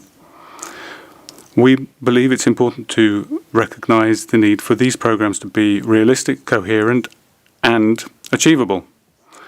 One precondition for this is the timescale for aligning priorities at the headquarters and the issue of duplication. The WHO is currently redefining its priorities and its budget, and this is the context in which the EPW2 is being launched. We believe that this increases the risk that the priorities of EPW2 will be overtaken by changes at the headquarters.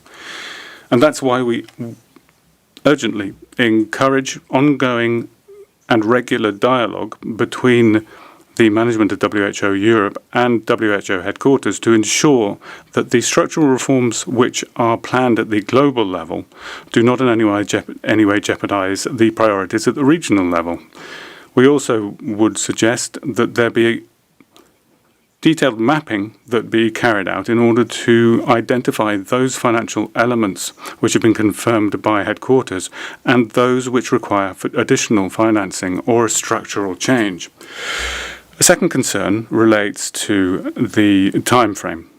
5 years is the norm, but we are witnessing rapid change, so it's absolutely essential that we can systematically apply the prioritization and review mechanisms that are provided for by the strategy.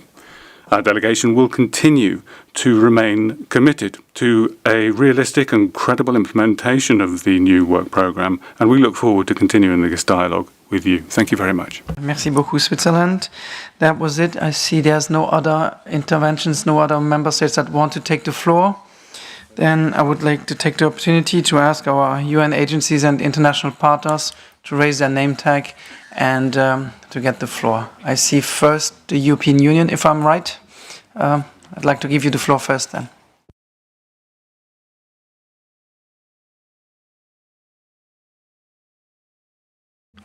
Thank you very much. Distinguished Chair, dear Regional Director, distinguished colleagues. Denmark has vividly expressed the support of the EU and its member states for the second European Programme of Work. Within its role, the European Commission is committed to help turn that support into reality as we develop our European Health Union. For example, as we deepen the EU's health security framework, extend our fight against NCDs with a European cardiovascular plan, or develop digital health through the European Health Data Space or our Artificial Intelligence Act, the European Commission will work hand in hand with WHO Europe to avoid duplication, ensure complementarity, and exploit the many synergies that will emerge across the entire health waterfront. This complementarity and these synergies will both liberate much welcome resources for WHO Europe and also provide impetus for the organization to implement its ambitious program, underscoring that it is up to European actors to take full responsibility for securing health resilience within our region. Thank you. Thank you very much. The next one would be the Council of Europe. Please have the floor. Thank you very much, President. Excellencies, ladies and gentlemen, thank you for the invitation to your regional meeting. We commend you on your new work programme. Already the Council of Europe and WHO are our institutional partners and already work together and enjoy very good cooperation.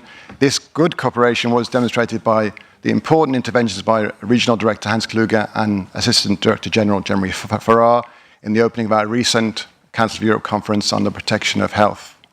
The conference underlined the protection of health as a human right for everyone. This includes children, older persons, persons with disabilities, Roma and travellers, migrants, refugees, LGBTI persons, and countless others who are hard to reach and disadvantaged.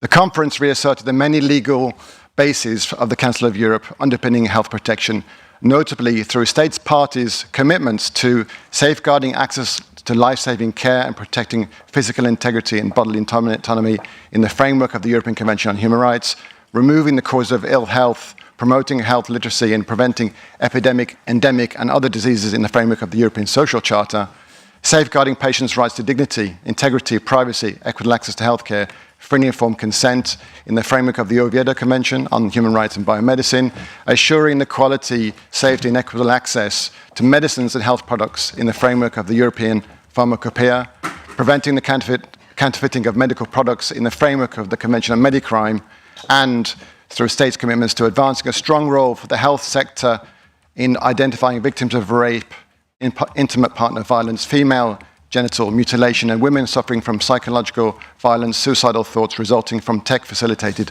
violence, and those at risk of forced marriage. That in the framework of the Council of Europe's Istanbul Convention. These and other legally binding instruments of the Council of Europe provide frameworks of commitment, solidarity and support to member states for health protection. Our organisations must speak to the lived experiences of everyone. To conclude, we have a shared mandate to leave no one behind in supporting each other to build trust and resilience in the health field, reconnecting people and institutions, and forging coherence and synergy using our respective mandates and frameworks. Thank you. Thank you very much. I see there's no other interventions. Then I would like to give the floor to our non-state actors, and I see that we have 3 joint statements, and I would like to propose to start with the European Cancer Organization, followed by the European Public Health Alliance and Women in Global Health then. European Cancer Organization, are you ready to take the floor? No? Okay, then let's see if they are here a bit later. The European Public Health Alliance.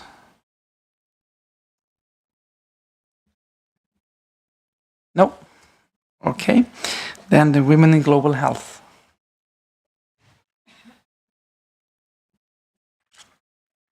Also not? Okay, then let's go on with the individual statements and then see if someone else wants to take the floor. On my list, I have the ME Alliance as the first. Oh, maybe. There's some interventions?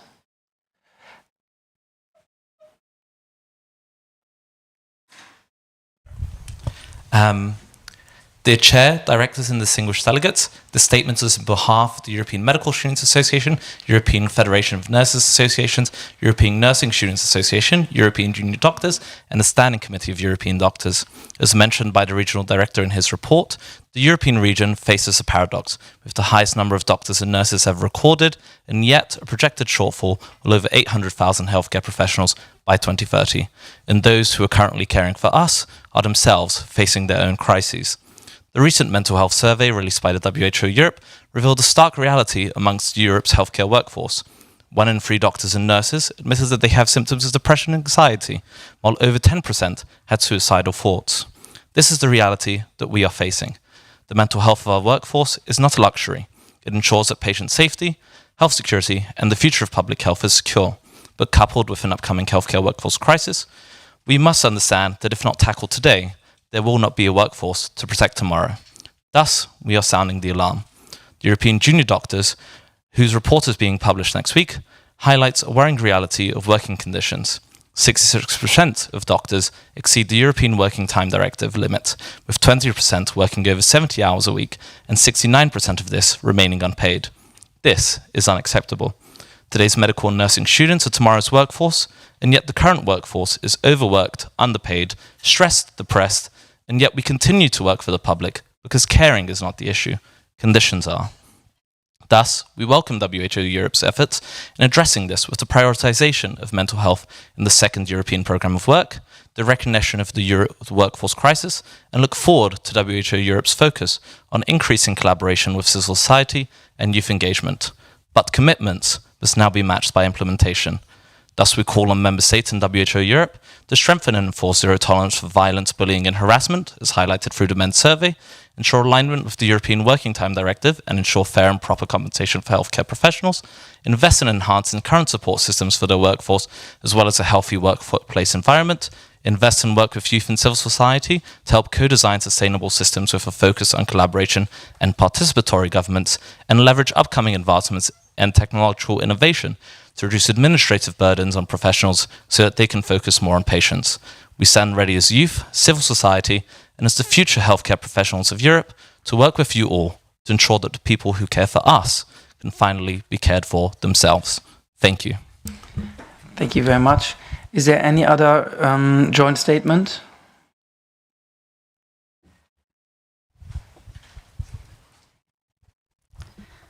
Dear Chair, dear participant, thank you very much for giving me the floor. I represent the International Association for Hospice and Palliative Care. Palliative care is an essential component of integrated people-centered health service at all levels of care. It aims to relieve serious health-related suffering, whether caused by cancer, major organ failure, drug-resistant tuberculosis, and end-stage chronic illness, extreme birth prematurity, or extreme fragility of old age. Yet, despite its being an essential component of primary health care and universal health coverage, accessibility and integration into a European healthcare system remain inconsistent. Annual need is estimated to be approximately or more than 4 million people every year, including 66,000 children. Only 17 countries reported integrated provision of palliative care. Improving availability of palliative care for all people in the region, including children, touches 1/3 of the key focus area of the second European Programme of Work. Tackling the surge of non-communicable disease and mental health issues, addressing demographic shifts such as aging and immigration, and establishing health system of the future. Key finds of the recently released Atlas of Palliative Care for Europe concern relief deep road disparities in palliative care provision. According to this atlas, a significant number of European countries still fail to include palliative care in the core of education of medical and nursing students. Only 15 nations, among them Austria, Finland, France, Netherlands, and the United Kingdom, have integrated palliative care into the curricula of medical schools. Elsewhere, the absence of formal education leaves future healthcare professionals ill-equipped to address the needs of patients facing serious illness or at the end of life. Only 9 countries in Europe have adopted specific laws addressing palliative care. Among them, in Austria, which recently passed legislation formally recognizing palliative care as a legal right and committing to its public funding. Regarding access to essential medication, while 83% of Western Europe countries provide broad access to oral morphine, only 30% of countries in Central and Eastern Europe do the same. A bright spot is that 41 countries now offer some form of palliative care for children and increased from 38 in 2019. Service availability increasing disappointing, with the number of specialized palliative care services having grown by 10% since 2019, while major region disparities remain.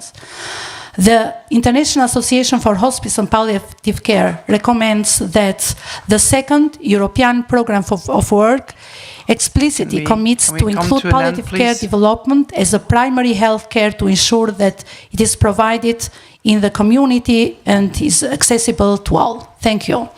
Thank you very much. Thank you very much. From what I see, we have no group statements at this moment anymore, so we have some people on the list. I would like to go through the list and then see who else would like to make a statement.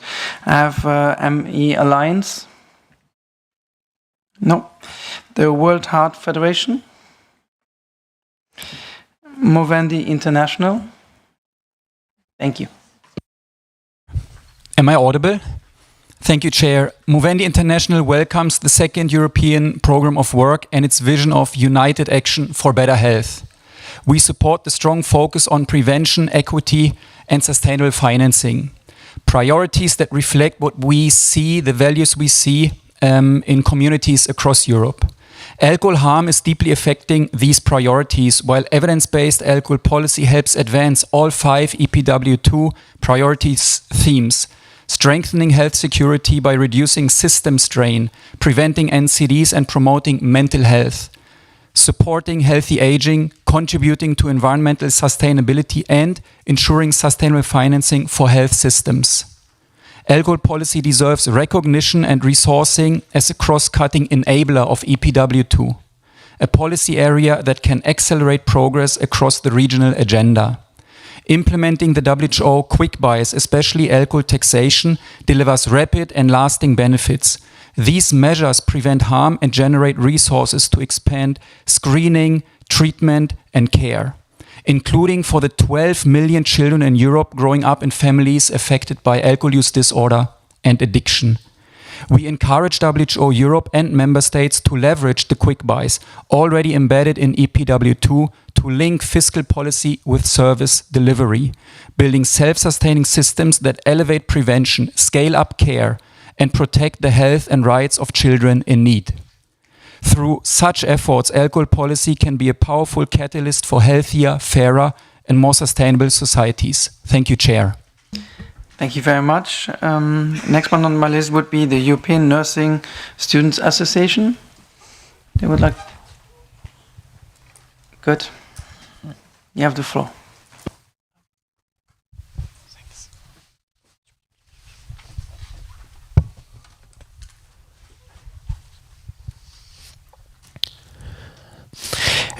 Dear WHO team, dear country's colleagues, dear NSA and dear colleagues, on behalf of the European Nursing Student Association, the only association representing the nursing students in the WHO European region, I would like to emphasize that the quality of care must be based on evidence-based practice to ensure safe, effective and patient-centered intervention.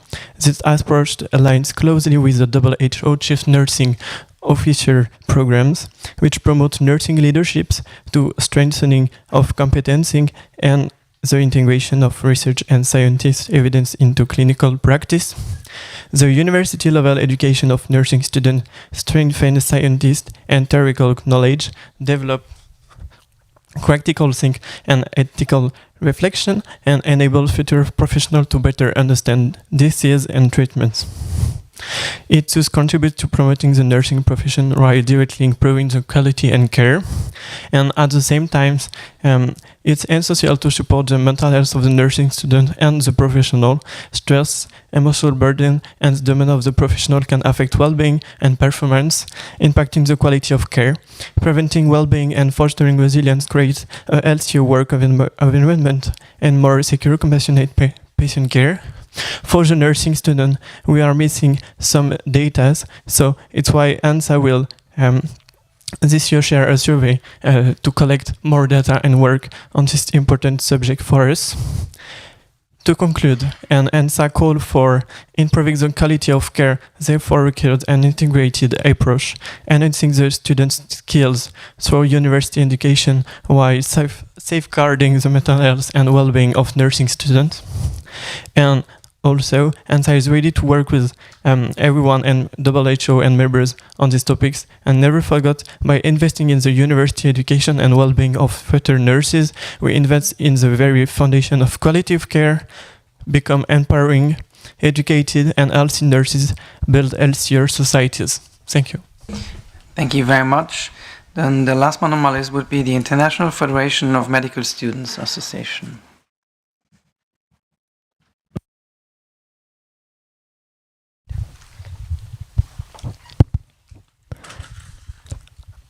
Honorable Chair, Regional Director, distinguished delegates, I speak on behalf of the International Federation of Medical Students Associations, representing 1.5 million medical students from more than 120 countries, including 48 within the WHO European region. IFMSA welcomes the second European Programme of Work, EPW2, and commends the WHO Regional Office for Europe for its inclusive, forward-looking vision that recognizes solidarity, sustainability, and trust as essential values for resilient health systems.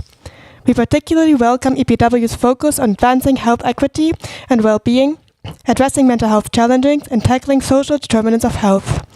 Evidence shows that people-centered, integrated approaches improve health outcomes and system efficiency. As young health professionals, we see EPW2 as a vital roadmap to address today's most pressing challenges, from health security and mental well-being to climate change and digital transformation of health systems. We recognize its potential to shape a resilient, equitable, and sustainable future for health in our region. However, vision must lead to action. We call on member states to invest in health and education and literacy, focusing on digital and climate health, ensuring young people are equipped to champion public health. Integrate and fully finance climate and health policies, ensuring health systems are resilient and proactively address environmental determinants. Secure sustainable financing for strengthening primary care and mental health infrastructure to build resilient, equitable health systems that leave no one behind. Formalize youth and community engagement, ensuring meaningful co-creation and equal partnership in policy design and implementation. IFMSA stands ready to collaborate with WHO Europe and partners to transform these commitments into concrete change for our generation and those to come. Thank you. Thank you very much. And that would conclude then our interventions. I would like to thank everybody who intervened. And I would also like to mention that the Secretariat has received a couple of written statements on this agenda item, which are published on the website. So thank you for these as well. Without further ado, I would like to pass the floor to our regional director to summarize the discussions and to answer some question, or hopefully any question raised by the delegates, and to respond to with the end and to add his closing remarks. Thank you very much. Hans, the floor is yours. Thank you, Chair. Thank you. Ministers, distinguished delegates, dear colleagues. Over the course of these 2 days, we've heard rich and thoughtful reflections on the second European programme of work. I heard broad consensus that EPW2 is timely, relevant and strategically sound. Your interventions once again confirm what makes the WHO European region special. Strong voices, frank dialogue and a deep commitment to collective progress. Your words mean a great deal to all of us, expressing strong support for WHO's role in global health, championing innovation across the region and challenging us to do even better. Allow me to reflect on your remarks now. Number one, on the co-creation process. First, I would like to thank you for recognizing the spirit of co-creation behind the EPW2. That means a lot because honestly, we've never gone through such an intensive, consultative, inclusive process. But it was only possible because of you. All of you invested a massive deal of your time and energy and leveraged the expertise of your countries and organizations. This co-creation matters greatly because it gives us shared ownership, but also shared accountability to work together in partnership for implementation. Second, on the link between the EPW2, the program budget and the implementation. Many of you have referred to the unprecedented financial situation we are facing. And during the final month of consultations, you called for realism and urged us to ensure that EPW2 reflects this reality. We have done our homework. Yesterday, I spoke about how we are reimagining WHO Europe in the longer term, turning the challenge of fewer resources into an opportunity to work differently and deliver smarter, different with less. As part of these efforts, we are re-examining our respective roles and functions across the 3 levels of the organization. I personally continue to speak almost daily with all Assistant Director Generals to ensure alignment on critical issues and more coherent ways of working, as do my directors. We hope that the EPW2 will contribute to the discussion on evolving GPW14 priorities, while not procrastinating.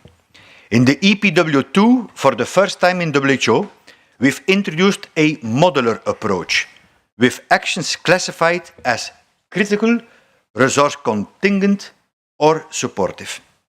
This allows us to contract or expand our work program depending on the financial context, while staying focused on agreed core functions.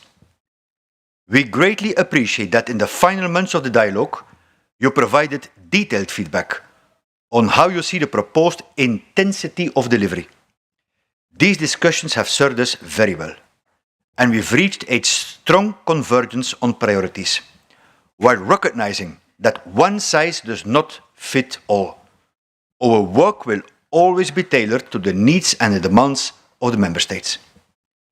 In the next session, we will go into even more detail on resourcing EPW2 and our adjustments over the next 2 years and present our program budget 2026-2027 implementation outlook. It sets out concrete parameters and adjustment measures for the biennium and consolidates alignment between the EPW2 and the program budget. We also heard your call for stronger result orientation. We are now ready for the next steps, refining implementation plans, setting clear milestones, and finalizing the monitoring framework that will guide and track our delivery under EPW2. Number 3, technical and substantive comments on priorities. Thank you for the thoughtful and detailed comments on the 5 priorities and 2 special initiatives. I'm so pleased that many of you see your national priorities clearly reflected in the EPW2, whether in health security, climate health action, NCDs and mental health, or resilient people-centered health systems with a laser focus on health workforce. No health without health workforce. Several member states refer to the importance of mental health. And here I would like to thank Poland, under the EU presidency, supporting the topic of digital social media and the mental health of children.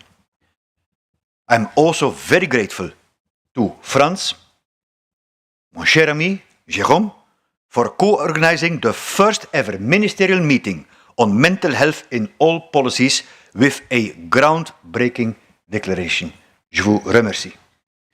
We will follow up to give life now to the implementation of this declaration as we take EPW2 forward.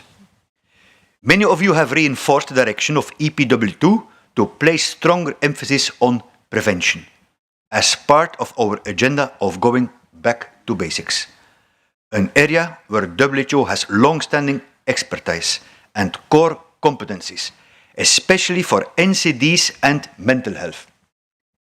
We were the first one globally 5 years ago to create a team on behavioral and culture insights, which play a critical role in understanding what drives people's choices and in designing policies and services that make healthier behaviors the easier option, including on AMR. This means acting early, addressing the social, commercial, and environmental determinants of health, and reducing avoidable inequities. This requires strengthening core public health functions that underpin everything we aim to achieve through EPW2. Strengthening our work on AMR remains a priority for WHO Europe. We value the CSER network as a flagship initiative that ensures our region continues to contribute to global surveillance and collective action against this growing threat. We appreciate your support for the special initiative on primary healthcare, which is instrumental to strengthening health systems and advancing universal health coverage. We heard your calls for integration of primary healthcare with public health and social services, and for a balanced approach between digitalization and the human touch, and will work carefully on these themes. We will strengthen our support to countries in developing and implementing national health policies and strategies that reflect a primary healthcare approach and promote accountability for population health and health equity. We will continue to ground our work in science and evidence, supporting countries in communicating clearly and countering misinformation to build and maintain public trust. You reminded us that health leadership must defend the rights and dignity of all people across the life course and across multiple vulnerabilities. And we take this responsibility very seriously. My special initiative on violence against women and girls will be a pillar of this regional effort. And thank you so much for your overwhelming support. The panel yesterday was amazing. But we will not stop there. We will work closely with our colleagues in headquarters, Geneva, to define clear roles and deliverables that ensure this commitment is translated into action.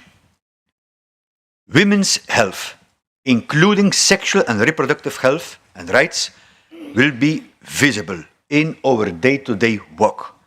We will establish a work plan and a dedicated task force, and we will be transparent about our progress every step of the way. You've also emphasized the importance of advancing digital transformation including the adoption of AI, ethically and equitably, using data and innovation to strengthen, not fragment, health systems. That's why I hope very much on all your support into the field of getting more capacity and resources for AI. My friends, Euro cannot miss the boat. Your strong emphasis on climate and environmental health action reaffirms that adaptation and mitigation are now core public health responsibilities. And we will reinforce leadership and advocacy to ensure that health and well-being remain high on the policy agenda. We will support a pan-European network of actors who champion health, well-being and equity, including youth leaders and community voices. Dear Armen, thank you again for the wonderful speech of the youth delegate from Armenia. The side event at the United Nations General Assembly highlighted the importance of social participation, an amazing event championed by the President of Slovenia and the President of Kenya. And thank you again, Slovenia. Progress on equity depends on involving the people and the communities as active partners, and we're very committed. In closing, colleagues, the discussion today has once again shown the strength of our pan-European region. Diverse in views, yes, but united in purpose. Your reflections will guide how we translate EPW2 now from vision to action, from words to tangible results in the people's lives. We also continue to stand in solidarity with those countries facing conflict and hardship. Your perseverance reminds us why collective actions for health security, peace and stability matters for us all. As we look ahead, our shared goal is to shape the WHO of the future, one that is relevant, agile and trusted, delivering measurable impact for countries by working differently, more strategically, and within a sustainable resource framework. Together, we will carry this shared vision forward, united action for better health, and ready to shape a healthier, safer and fairer Europe and Central Asia. Thank you.